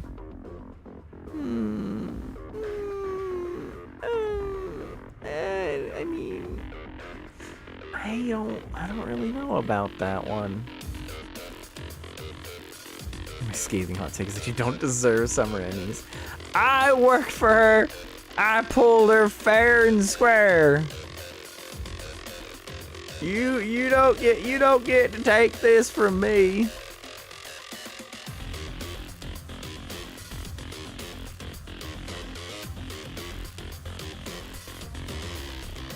All right then, Hat Man. Yes? You asked for it. Oh no. I swear, if you're just doing say carrots, horny, I'm just gonna end stream. If you do, I'm just ending stream right dead in there. So choose your next words carefully. Fracture the 2 bones in my wrist. Underscore orange dance. Underscore okay, orange dance. thinking. I didn't say dance. Underscore orange smile. Underscore orange burn. Underscore orange judge. Underscore orange Doro shock. Underscore I can't even orange see it Doro on my knife. screen. Underscore orange Doro. Underscore orange horny. Oh, there Underscore orange Doro.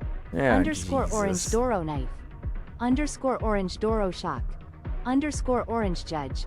Underscore orange burn. Yeah. Underscore orange Yeah, smile. broken Underscore orange thinking. invisible chat. No, I was Underscore on orange dance. top chat. Sex. And I guess live chat, or I guess top chat filters the emote spam, moving it to the live chat.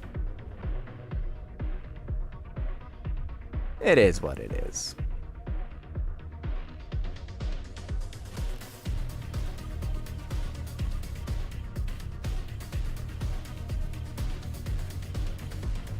She is what she is, mate.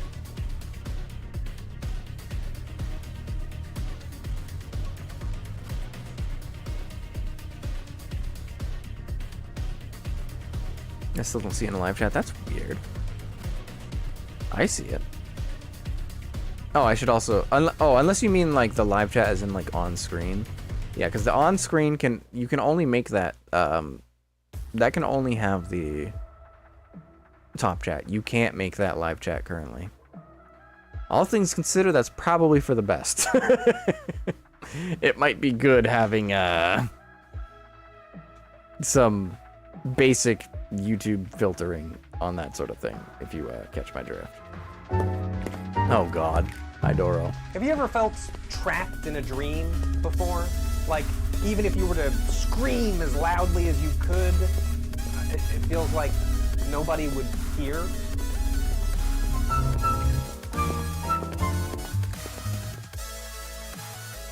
Yep. I had top comments on, yeah.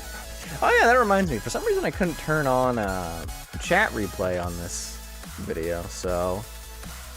On this particular VOD, once the, you're only going to be able to see top chat. You're never going to be able to see... The live chat will never be seen again. Not that it matters.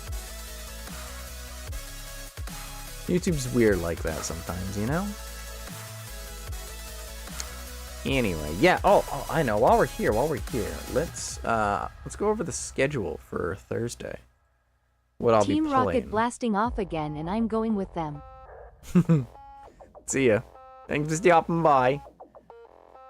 On Thursday, at about 4 p.m. EST, we're gonna be playing. Serverless are gonna be playing Uno.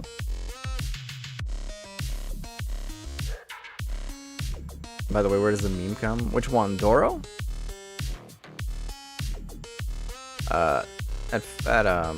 Wait, it was 2 p.m. It was 4. At 8 p.m. we're gonna be. Oh God, what the hell? At like 8 p.m. EDT, we're gonna be playing Killing Floor 2. And then about 3 hours after that, we're gonna be playing Lethal Company. No bears in space out of 10. True. Ah, yes. That is from a... This is gonna sound weird, okay? It's from a YouTube channel called Brutal Moose, who does really bizarre, weird shit. And it's an audio soundbite from an advertisement in one of his videos. Yeah. That's where the audio comes from. Don't question it, okay? Just accept it. Just accept it for what it is. It's really all you need to know.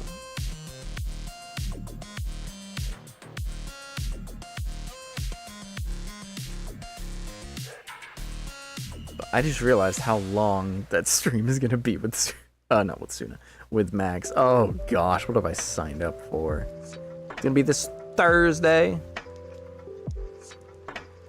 No, I meant the whole Doro meme, not the audio. Oh. I don't know how to answer that question, to be honest.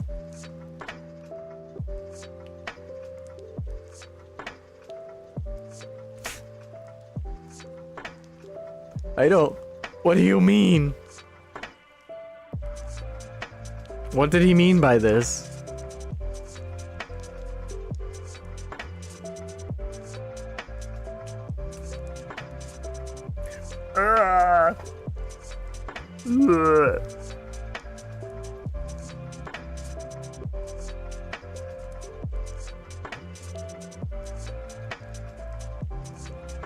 One second, I got this. Okay. I'll take your word for it.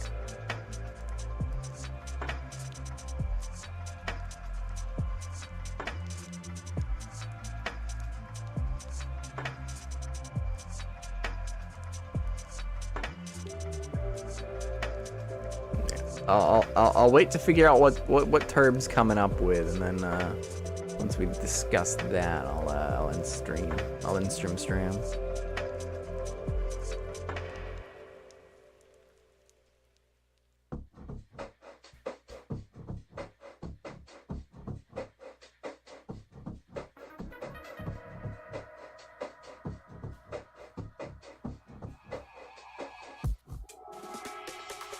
You'll hand stream to Rin.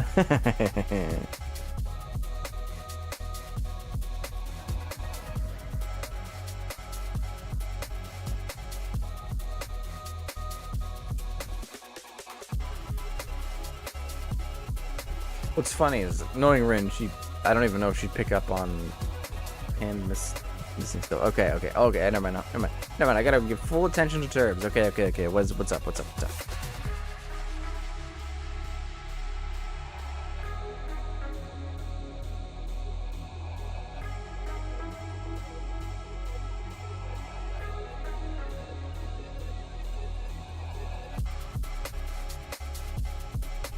So basically, it all started with a Korean girl called Soul Worker. What? Some guys made chibis of the character Stella pulling a sled.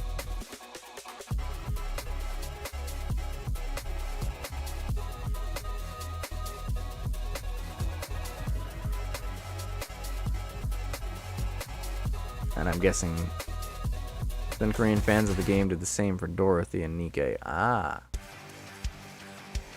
So it doesn't even originate from Nikke itself?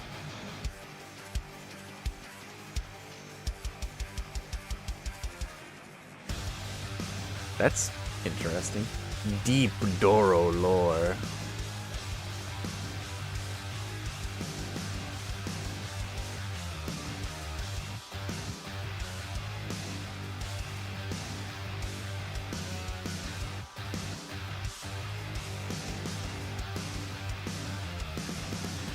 By the way, Limbus Canto News Story will come at Thursday around midnight-ish on the US side. Good to know. I won't be doing it for the Limbus stream, but... I mean, maybe. Depends. We'll probably... If there's, like, event content, we might be able to do that before Canto 4, before starting Canto 4. But I'll be skipping the story, obviously, since I am not caught up on anything yet. No event? Okay, so we can probably just skip it then. Cool.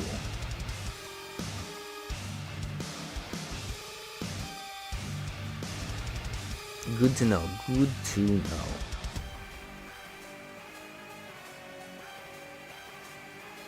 So let's see here. Yeah, I'll get Kanto 4. That video on Kanto 1 is still in progress, which reminds me, I need to add to my to-do list now to also get started on commissioning the thumbnail.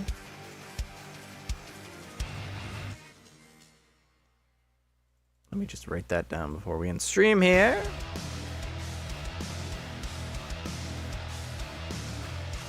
There you go. We hit the save button, and there we go. Alright. That's gonna do it for today. Thank you all for stopping by. Next time is Max B-Day. It's gonna take way too freaking long. I don't know if I'll stream all of my point of view. Maybe I will, maybe I won't. It's gonna be like 9-ish hours of gaming, so probably not all of it. It also means I'm gonna have to. Oh, I wanted to get some streaming work done, editing work done on Wednesday, but I'm probably gonna have to go to bed early just so that I'm well rested for Max's B-Day party. I can't wait for you to finish all the good endings for you to choose your best girl, and you better choose wisely. I don't know. I feel like the other girls are gonna have a hard time beating Emmy for that slot. That being said, if anyone can do it off the top of my based on my initial impressions, if there's any girl that can maybe, I don't know about dethrone, but at least tie Emmy for best, it's probably Lily. But we'll see. We'll see. That'll do it. Catch you Thursday. See you, man.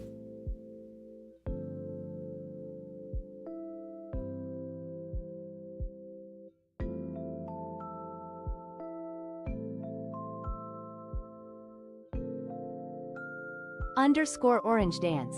Underscore orange thinking. Underscore orange smile. Underscore orange burn. Underscore orange judge. Underscore orange Doro shock. Underscore orange Doro knife. Underscore orange Doro. Underscore orange horny.